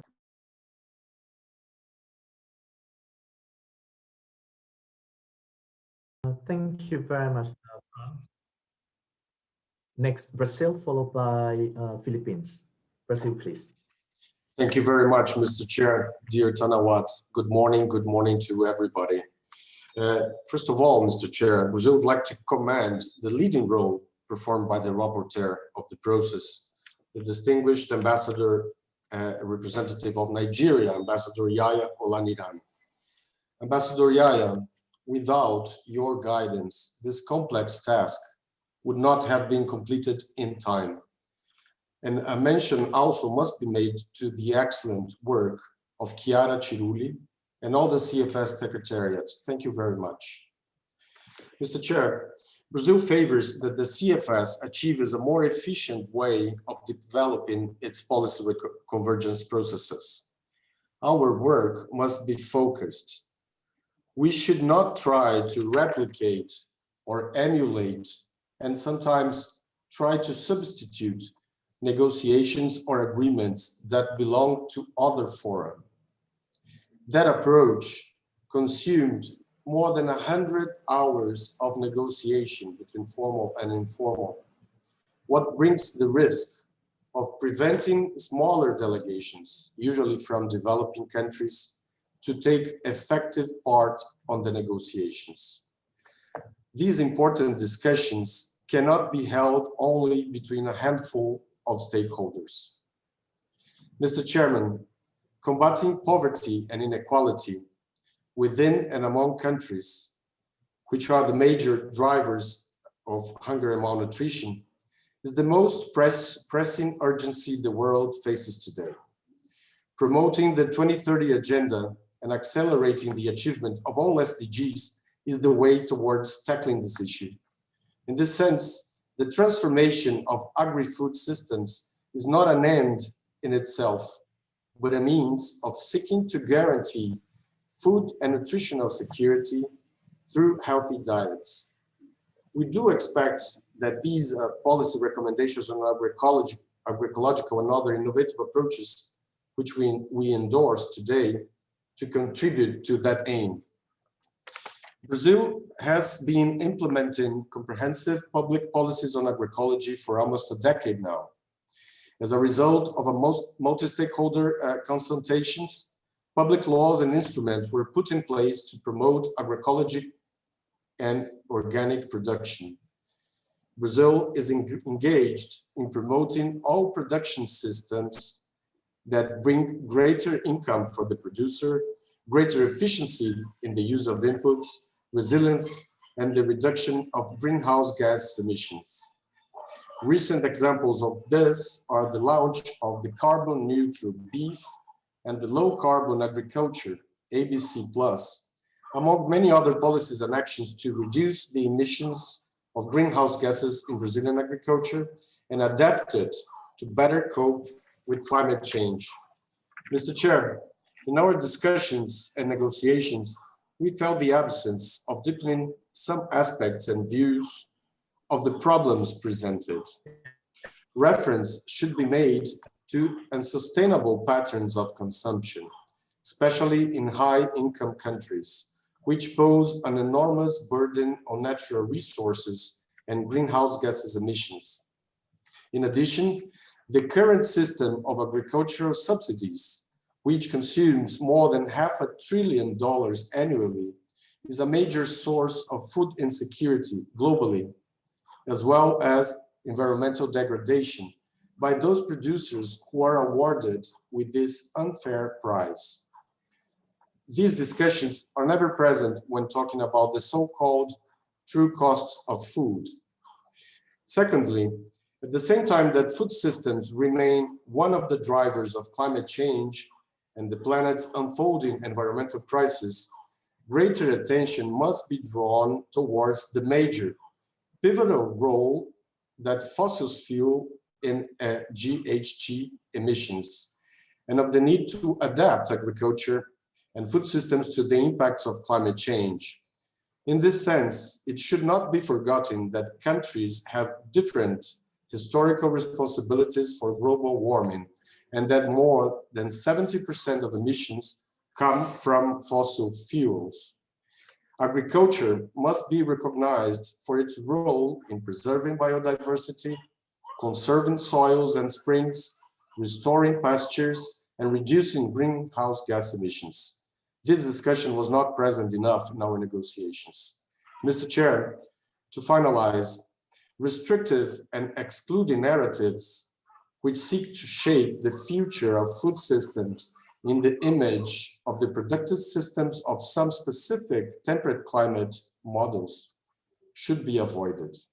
Our collective goal must be the same as the ultimate goal and mandate of the CFS, which is to work towards food security, combating all forms of malnutrition, so that eventually we can see the actual guarantee of the right to food to everyone on the planet.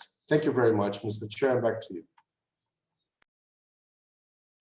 Thank you very much, Brazil, for your statement and support. Next is Philippines. Thank you, Mr. Chair, and a pleasant morning or afternoon to everyone. The Philippines commends you, Mr. Chair, the rapporteurs, especially Ambassador Yaya Olaniran, the Secretariat, HLPE, and all the CFS members and stakeholders in crafting the policy recommendations on agroecological and other innovative approaches. We are pleased that these policy recommendations aim to support the achievement of the 2030 Agenda and pay particular attention to promoting family farming, in particular small-scale food production, as they make highly significant contributions to food security and nutrition, equity, poverty alleviation, employment, and sustainable management of natural resources, and requires specific policies to support them. These policy recommendations are in line with our country's new thinking for agriculture and national food security framework and plan, anchored on 4 major pillars of consolidation, modernization, industrialization, and professionalization. We concur that the digitalization, being a powerful innovative approach, can support family farmers and small-scale producers in improving their resource management and competitiveness, especially in this pandemic crisis. There is a need to promote context-specific policies to bridge the digital divide and to facilitate access to digital tools, infrastructure, and technological solutions to improve rural attractiveness, particularly for the women and youth. We support market and social innovations that strengthen linkages between urban communities and food producers that provide sustainably produced, healthy, safe, and nutritious food to all consumers while providing living wages and decent livelihoods to producers.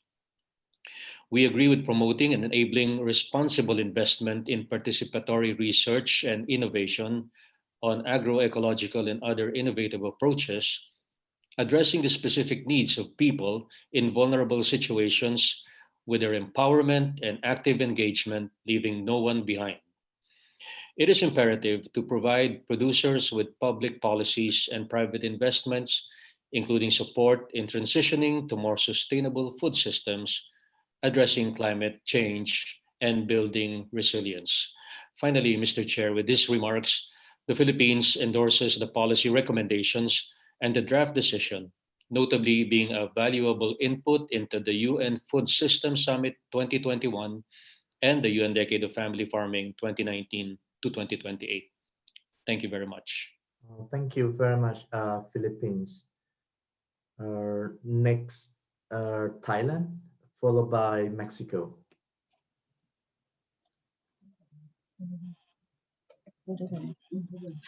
Thank you, Mr. Chairperson.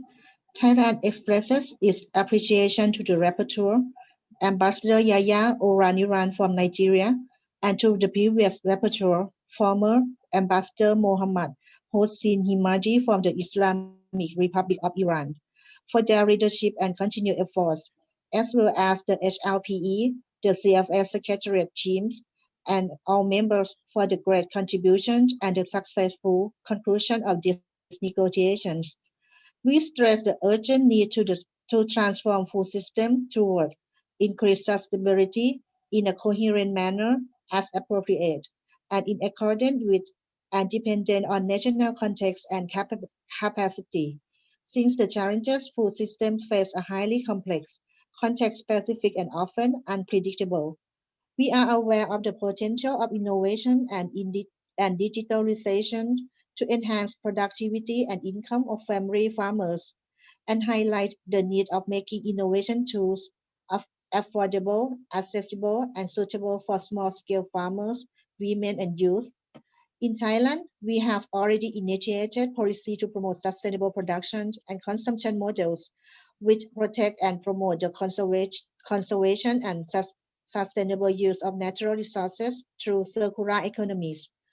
Thailand has recently introduced a new economy model called Bio-Circular Green Economy Model, or BCG, which aims to promote inclusive and sustainable growth and at the same time safeguard people, planet, and profit.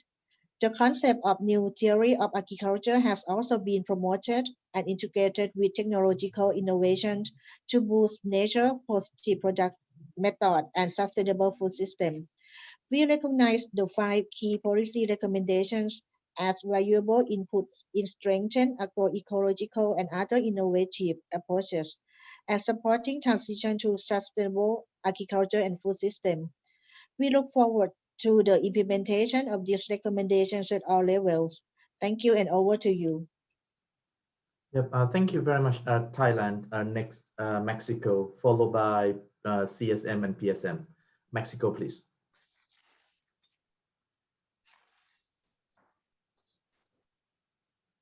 Muchas gracias, señor presidente. Me dirijo a usted, al señor relator, embajador Yaya, a todos los expertos del GANESAN, a los intérpretes y a todos aquellos que participaron en este esfuerzo, que fue un gran esfuerzo. El Gobierno de México se congratula en sumarse al consenso sobre la adopción por parte del Comité de Seguridad Alimentaria las recomendaciones sobre políticas relativas a los enfoques agroecológicos y otros enfoques innovadores. Porque México reconoce que estos principios son voluntarios y no vinculantes legalmente, y que la interpretación que nuestro país realice será en el marco de la legislación vigente. El embajador Emery dio comienzo a estos trabajos y el embajador Yaya los culminó con un enorme compromiso y profesionalismo. Los tiempos fueron difíciles para la negociación. En las últimas semanas se agregaban fechas y horarios con muy poco tiempo de anticipación y eso imposibilitó la participación en momentos clave para que Estados miembros y otros participantes pudieran expresar su opinión. Reconociendo que esto es un documento vivo, lo que estamos aprobando, México aspira a que en el futuro se pueda hablar de la reducción y o transición hacia la reducción gradual de los insumos externos, en particular los agroquímicos. La política de México sobre el uso de agroquímicos es transitar y eliminar gradualmente estos elementos. La política encabezada por el presidente Andrés Manuel López Obrador, quien el 31 de diciembre de 2020 firmó un decreto que plantea la disminución gradual del glifosato para su eliminación total en 2024, priorizando la salud humana y el ambiente. Aplaudimos a los miembros del Comité de Seguridad Alimentaria por trabajar con un espíritu de colaboración para lograr un objetivo común, de mejorar la seguridad alimentaria y nutricional y para fortalecer la agroecología y otros enfoques innovadores. Nos comprometemos a seguir trabajando con el comité en la formulación de productos que contribuyan a los sistemas alimentarios sostenibles. Muchas gracias.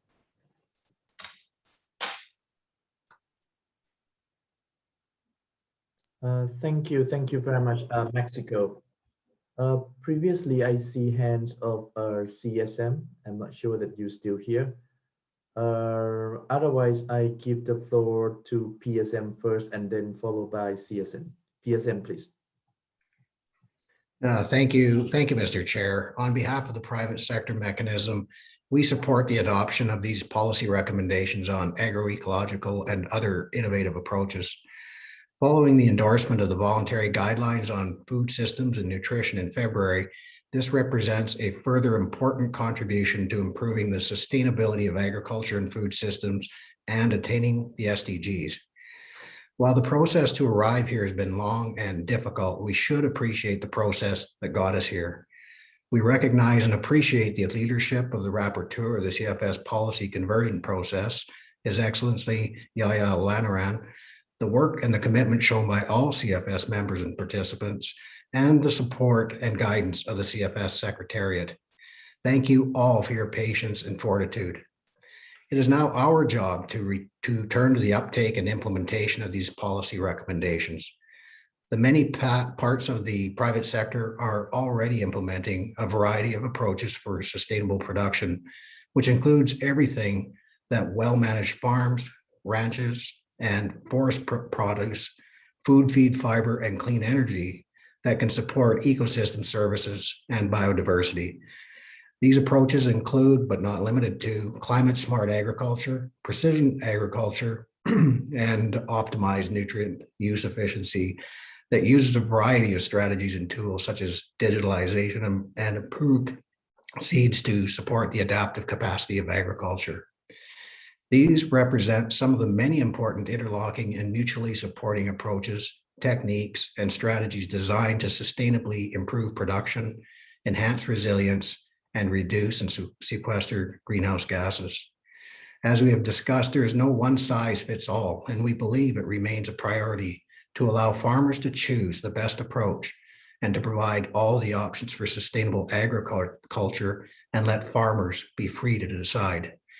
Mr. Chair, we all recognize that there needs to be continued work and research that develops options and that respect the economic, social, and environmental dimensions of sustainable agriculture. The policy recommendations provide important guidance in this respect, and our PSM members have pledged to continue to develop a wide range of actions towards improved nutrition and food systems. At the same time, we will be highlighting this second CFS product in the discussions for the Food Systems Summit and other fora to shine a spotlight on the good work of CFS. Mr. Chair, it has been a long and arduous road, but we have arrived and we stand ready to get to the real work of improving food systems and nutrition. Thank you. Thank you very much, PSM, for your statement and also support to the process. Next, I would like to ask CSM to take the floor.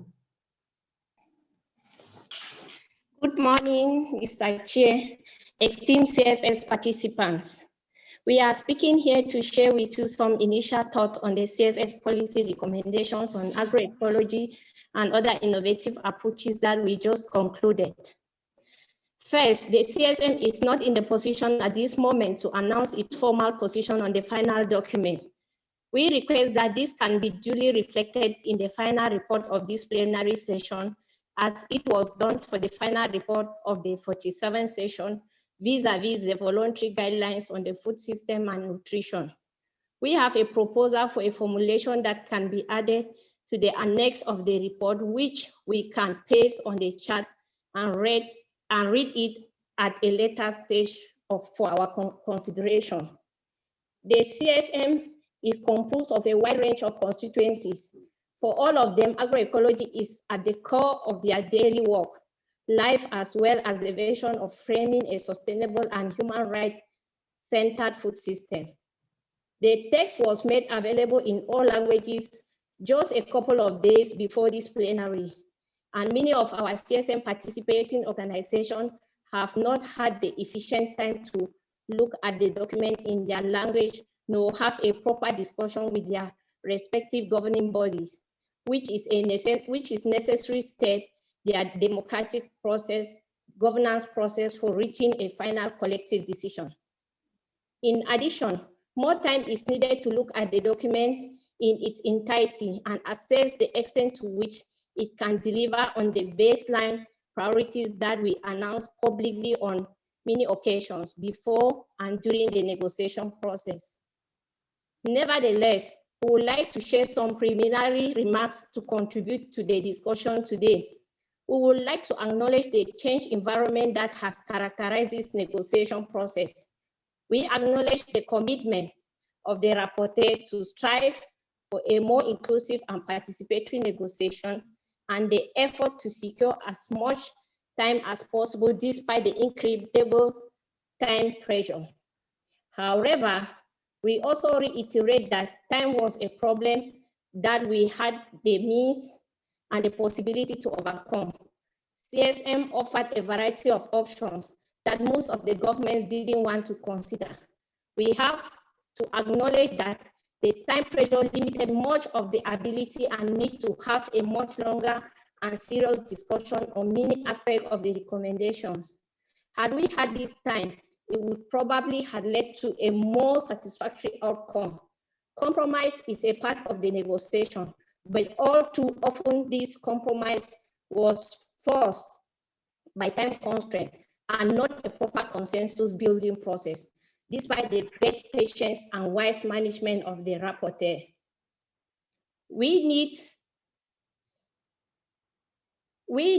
ended up having sessions without interpretation. This was a structural and severe barrier hindering the participation of many of our social movements delegates. This was added to the already well-known limitations that the virtual modality brings to such a process. With social movements challenged by connectivity problems, time zone differences, as well as serious difficulties in following the text changes on the screen and only in English. Despite all these limitations, we wish to again thank the rapporteur for his effort in making this negotiation more inclusive and respectful of the CSM than the negotiation process on the voluntary guidelines on food systems and nutrition. We would also thank the technical team for their continuous advice and support and acknowledge the role played by some member states in some critical moments in facilitating a consensus on the importance of agroecological transition. Regarding the content, we acknowledge the fact that some of the recommendations highlight some critical important elements of agroecology as embedded in the 10 elements of the FAO as well as in the HLPE report. However, we must highlight how we proposed this process in the first place, and it was transformed into an impossible proposition where agroecology is combined with exactly opposite approaches, forcing a combined disclosure. The HLP report addressed such a complex request and offered a policy assessment framework, which was completely ignored. while the ancestral and traditional knowledge of indigenous people and communities was repeatedly marginalized in the name of science and evidence-based policies. We had to devote a significant part of our effort to damage control. It worked in some cases, though the result is that the resulting recommendations do not provide retrogression, but neither generate advancement. We are confused and profoundly disappointed to notice that we had a struggle for language on human rights, women's rights, and the right of peasants and people working in rural areas present in the CFS context. The CFS was reformed with the mandate to achieve the progressive realization of the right to food, and it is absolutely unacceptable to use that CFS fails to assume the interconnection of the right to food with the rights of women and of those who produce most of the food. This is the space where these rights should be celebrated and where these rights should inform all CFS policy outcomes. The fact that this is not happening is of serious concern, both now and for the future work of the CFS. Last but not least, there are some points in the recommendations that are completely and inherently contradictory with agroecology, such as the use of chemical fertilizer and pesticides, to mention one. Agroecology is a way out from dependence on external input. The fact that these recommendations encourage optimization of the use and risks of pesticides undermine not only our goals and advocacy efforts, the health, livelihood, and survival concerns of peasants and family farmers, indigenous people, agricultural workers, and other small-scale food producers that have practiced agroecology for centuries, but also contradicts existing UN agreements, policy frameworks, and agri guidelines regarding pesticides and chemical management. Furthermore, it blocks the aspirations we had from a number of member states to transition fully to agroecology, moving away from the harmful chemical dependency that interferes with human rights to a healthy environment and healthy ecosystem. The CSM reiterates its commitment and constructive attitude towards the CFS and towards the process for assessing CFS policy recommendations, and we commit to sharing the result of our analysis as soon as and when we have completed it with you. Thank you so much for your kind attention. Yep. Thank you very much, CSM, for your intervention and support. Next, Canada and then Russian Federation, please. Thank you very much, Mr. Chair, and good morning to all colleagues, stakeholders, as well as HLPE experts. Canada joins others in commending the perseverance, wisdom, and unflagging spirit of Ambassador Yaya in particular, as well as the efforts of the former rapporteur in moving forward the extensive and inclusive consultation process, which led to the adoption today of the policy recommendations on agroecological and other innovative approaches.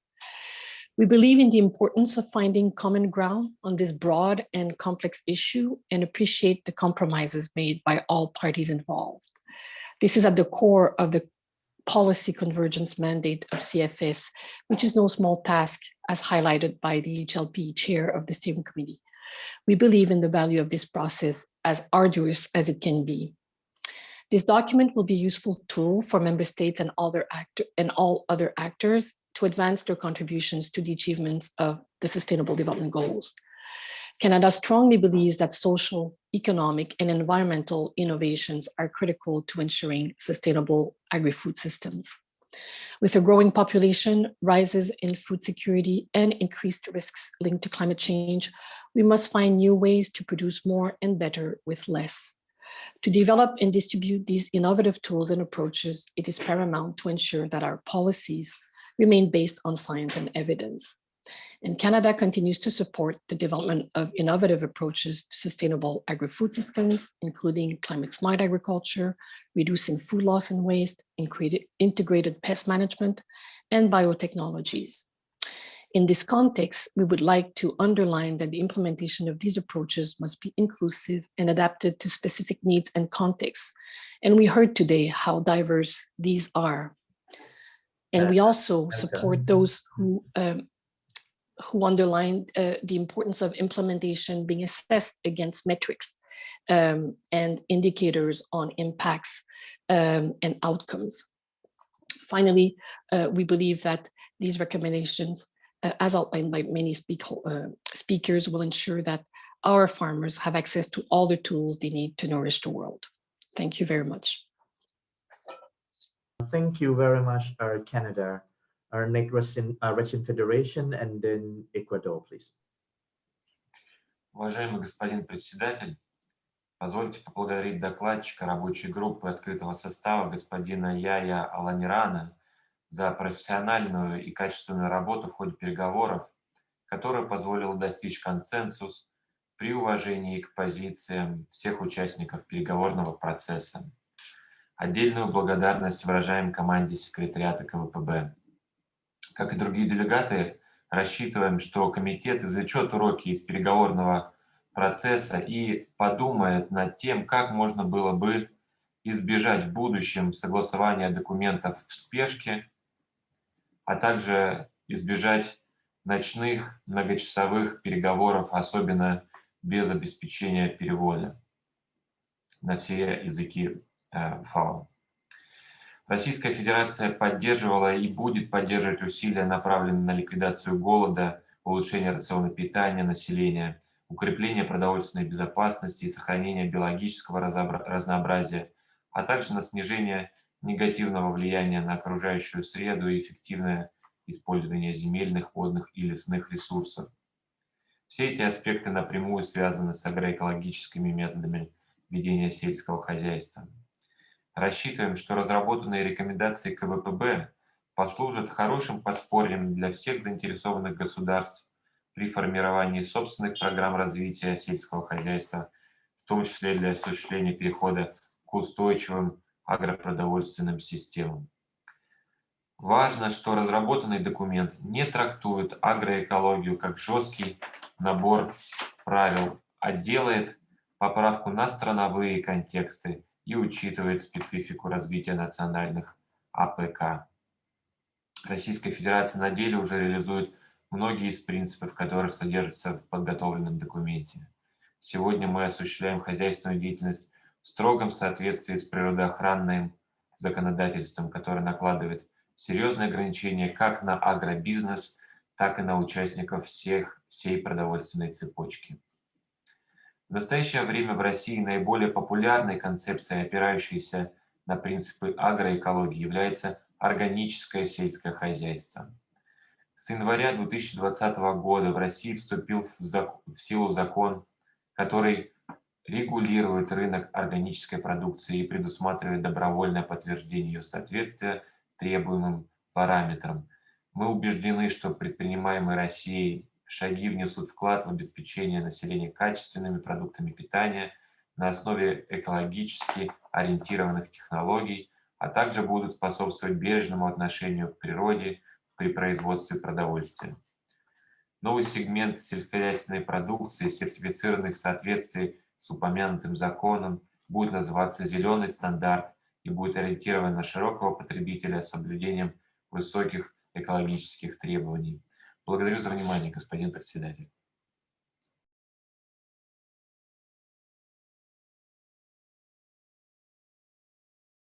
Thank you very much, Russian Federation, for your statement. Next, Ecuador, followed by Dominican Republic, please. Ecuador, you are here. Buenos días.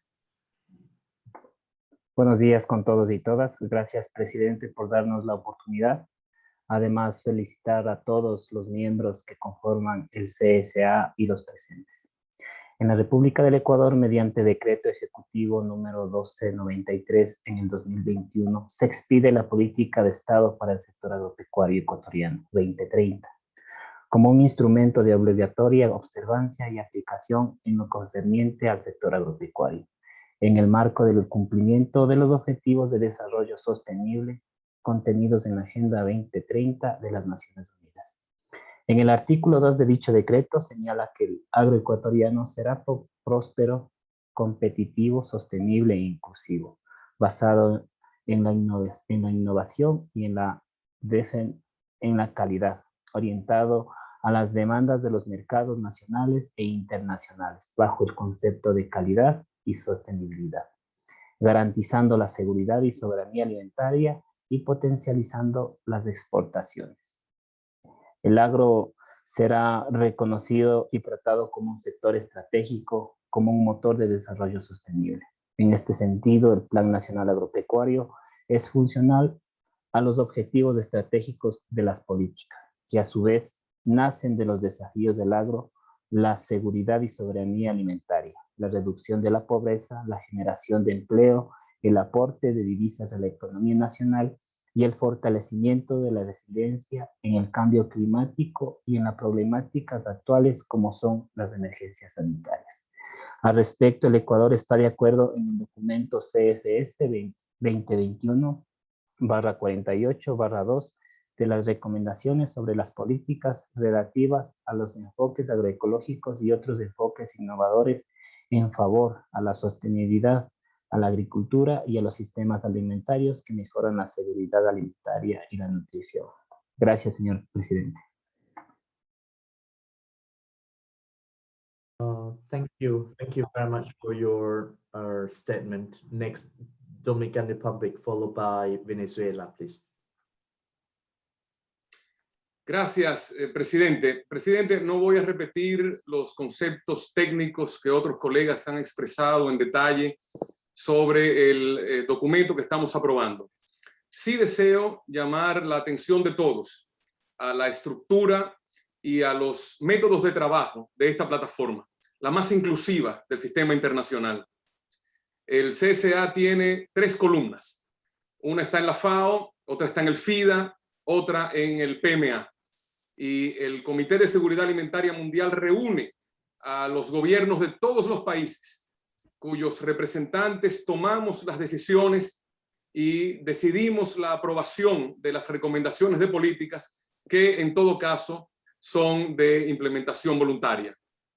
Los acuerdos de consenso en el CSA solo son posibles al escuchar, negociar y acordar conceptos entre nosotros, los representantes gubernamentales, junto a la sociedad civil, el sector privado, las demás agencias de Naciones Unidas, de nuestra familia de Naciones Unidas, el mundo académico, los centros de investigación, instituciones financieras internacionales, entidades filantrópicas y todos los demás actores que luchamos juntos por un mundo sin hambre y sin malnutrición.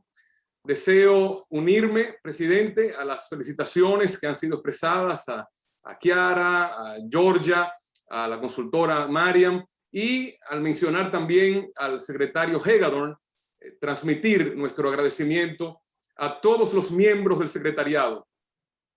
Como pasado presidente de este comité, sé que el apoyo a las líneas de trabajo es una labor coral que implica la participación activa, directa e indirecta de todos los miembros del equipo. Así que al secretario y a todos los que componen el secretariado vayan las felicitaciones y el agradecimiento de la delegación dominicana.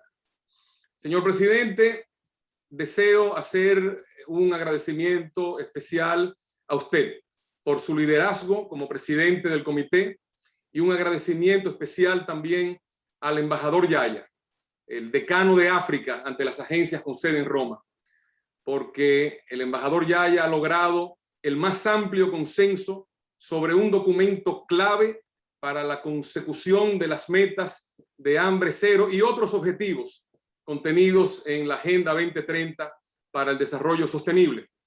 El proceso que concluye hoy es un salto hacia adelante que reafirma el valor de la naturaleza inclusiva, participativa y transparente de este comité. Presidente, trabajar juntos, escucharnos los unos a los otros, incorporar todos los puntos de mira, tender puentes y alcanzar consensos es el único camino para resolver los problemas comunes de la humanidad.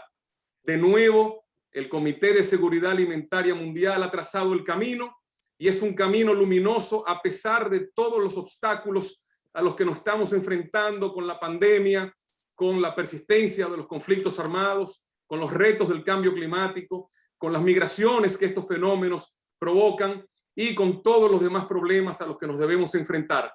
Hoy es un día luminoso, hoy es un día histórico.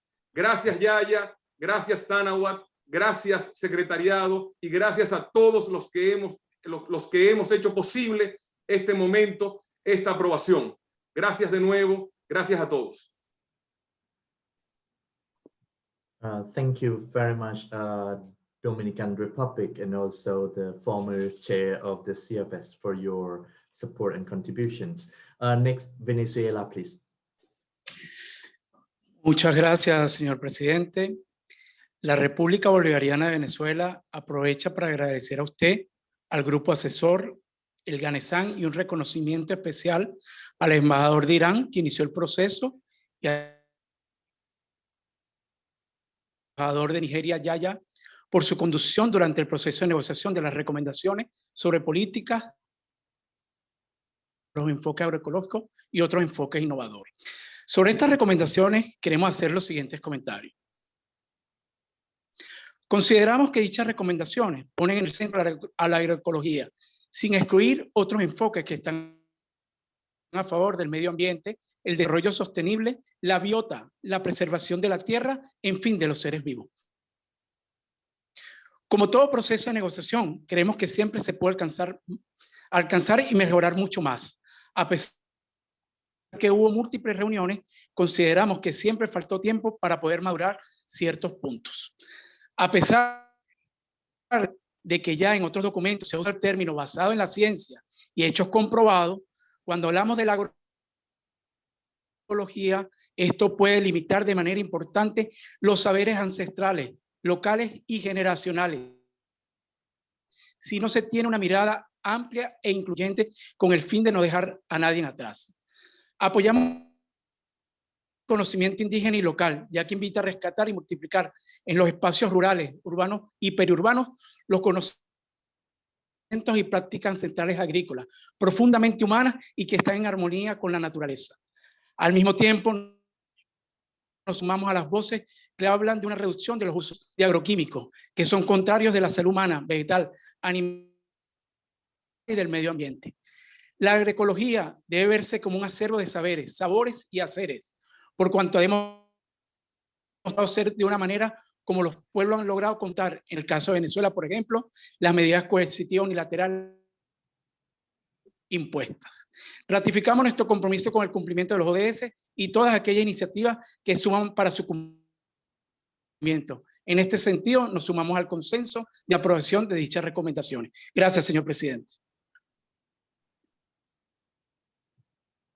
Thank you very much for your statement. Next, Costa Rica, please.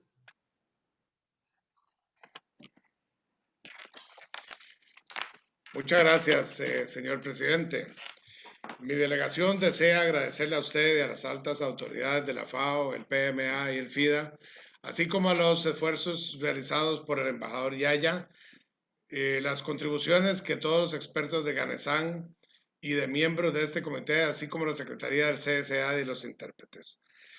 Como ustedes saben, Costa Rica fue uno de los países que observó con gran entusiasmo la propuesta de presentar recomendaciones sobre las políticas relativas a los enfoques agroecológicos y otros enfoques innovadores en favor de la sostenibilidad de la agricultura y los sistemas alimentarios que mejoran la seguridad alimentaria y la nutrición en el marco del CSA. Al estar muy en la línea con las políticas nacionales, sobre todo a partir del lanzamiento del Plan Nacional de Descarbonización 2019-2050, que refuerza de alguna manera todas aquellas acciones que puedan fortalecer prácticas sostenibles como la agroecología. Apreciamos que el documento de proyectos de decisiones en el inciso J hace referencia a la importancia de promover el papel de la innovación en la agricultura familiar e invita al Comité Directivo para el Diseño de las Naciones Unidas de la Agricultura Familiar a tener en cuenta las conclusiones del informe del GANESAN sobre enfoques agroecológicos y otros enfoques innovadores en favor de la sostenibilidad de la agricultura y los sistemas alimentarios que mejoran la seguridad alimentaria y la nutrición. Mi delegación se ha desempeñado como es miembro de dicho comité, ejerciendo su presidencia, y por ello deseamos reiterar el compromiso país porque los agricultores familiares tengan también una mayor visibilización en los espacios, como por ejemplo la próxima cumbre de sistemas alimentarios. Recordemos que el diseño para las Naciones Unidas para la agricultura familiar aborda la agricultura familiar desde una perspectiva holística para la erradicación de la pobreza rural en todas sus formas y dimensiones, dando a los agricultores familiares un rol central de liderazgo en la transición hacia sistemas agroalimentarios y sociedades sostenibles. Por ello, para garantizar la transformación hacia sistemas agroalimentarios sostenibles, es fundamental el diseño de políticas públicas coherentes e intersectoriales centradas en los agricultores familiares que aborden la dimensión ambiental, económica y social del desarrollo agrícola y rural. Me complace informarles que el primer reporte de implementación del diseño de Naciones Unidas para la agricultura familiar dará a conocer las acciones que se llevarán a cabo durante el periodo 2019-2020 y será entregado a la Asamblea General de Naciones Unidas por el secretario general en septiembre próximo. Con el propósito de recabar la información relacionada con dicho informe, la Secretaría Conjunta del Diseño lanzó una consulta global para conocer de primera mano las actividades relevantes que se están haciendo en el marco del diseño en todos los diferentes niveles en concurso de diversos actores. Basándose en la información recopilada, así como las opiniones de los actores relevantes, el ejercicio del reporte será de extrema utilidad para entender mejor las experiencias exitosas que puede servir de base para el intercambio de conocimientos y la diseminación de buenas prácticas. Muchas gracias, señor presidente. Thank you very much. Thank you very much, Costa Rica, for your statement. I still have last two statement requests from the floor. One is Ghana, and then we will have the last one from Nigeria, our rapporteur, Ambassador Yaya.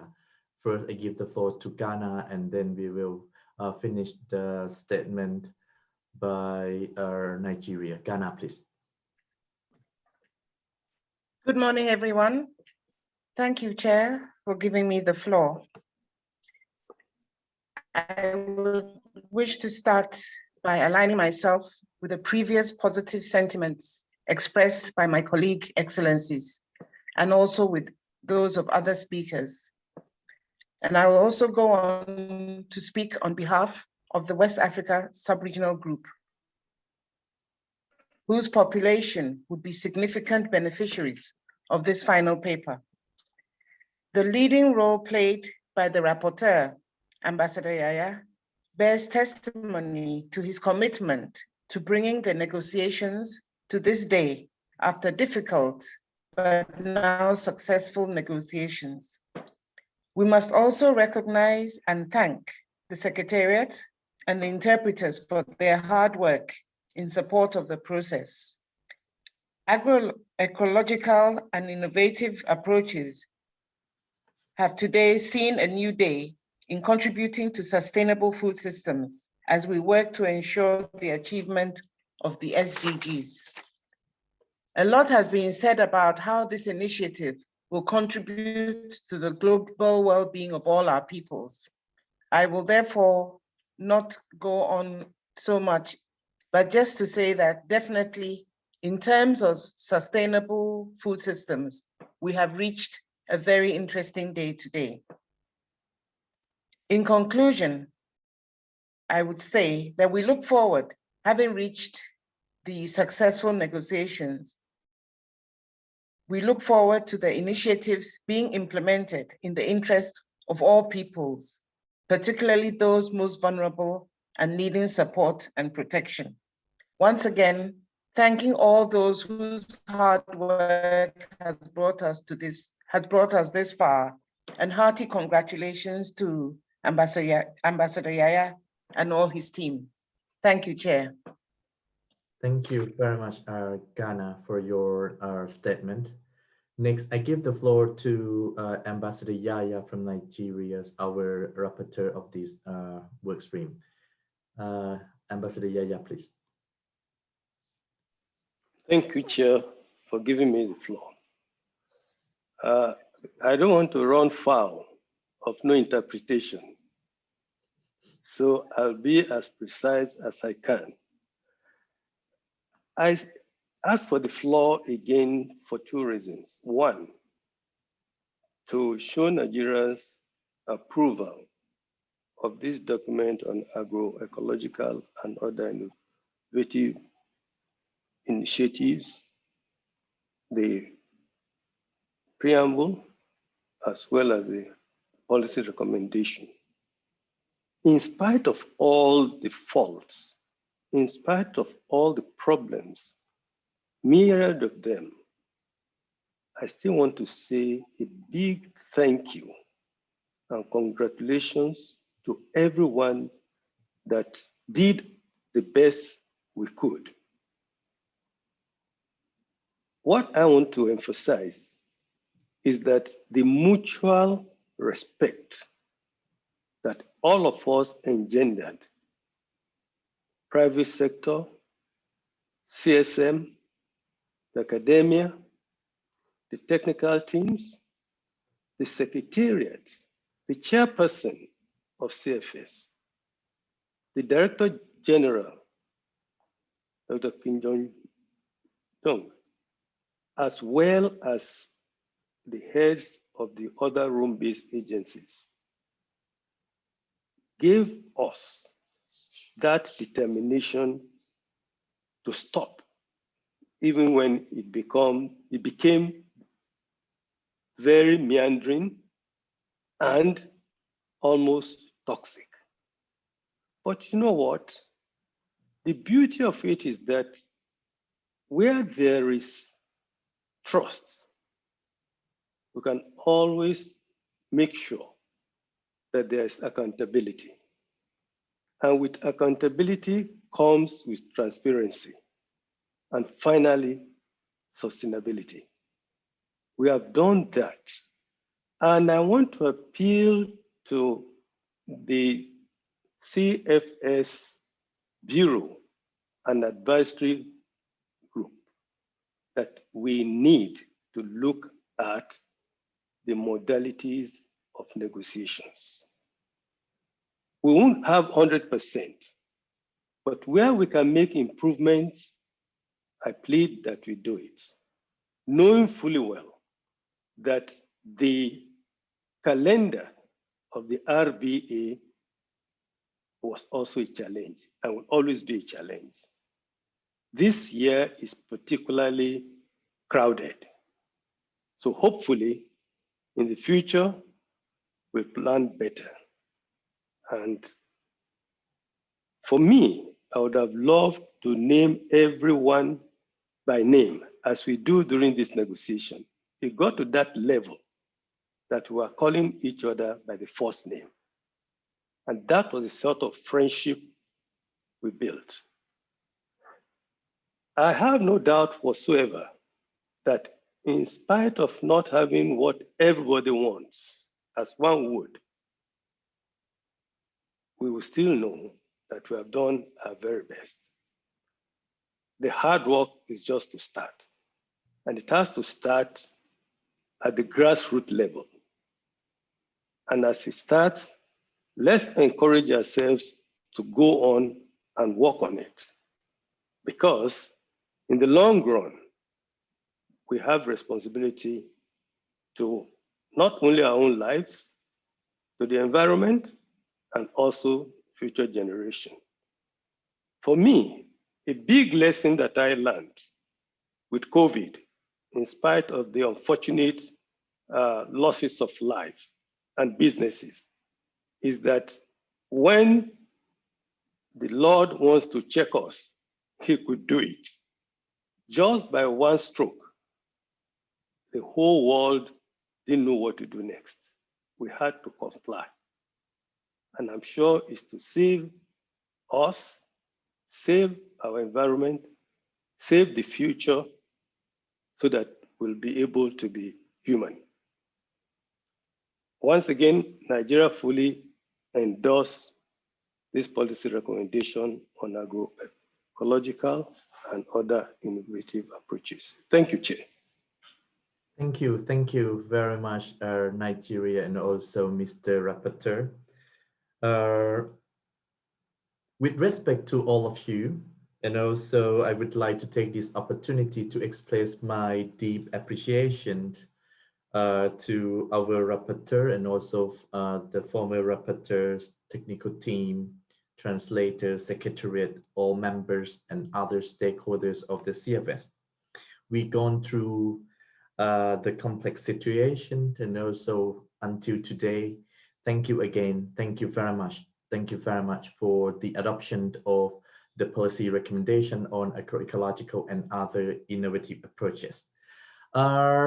In the afternoon, we will resume the CFS 48 plenaries at 3:30 for the adoption of the report. And during lunchtime, don't miss to attend the CFS side events. The first one is the COVID-19 impact organized by HLPE, and also another side events on from commitment to action, House UN's FSS and CFS policy recommendation on agroecological and other innovative approach, which organized by CGIAR and other partners.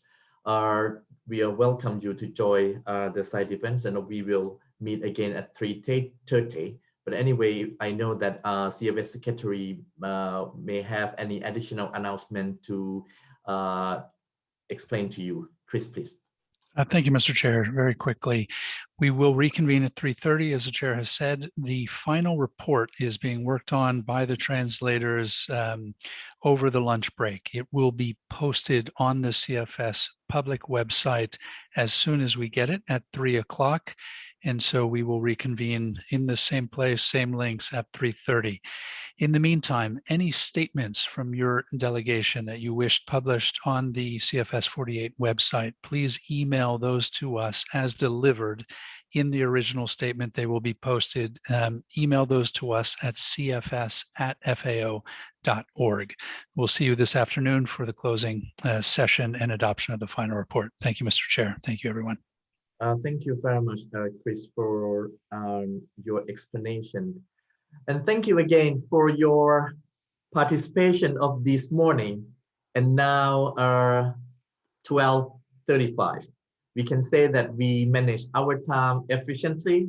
And also thank you very much for your support and contribution and your adoption of this policy recommendation. And see you at the side event, and come back to see you again in the afternoon at 3:30. Thank you very much.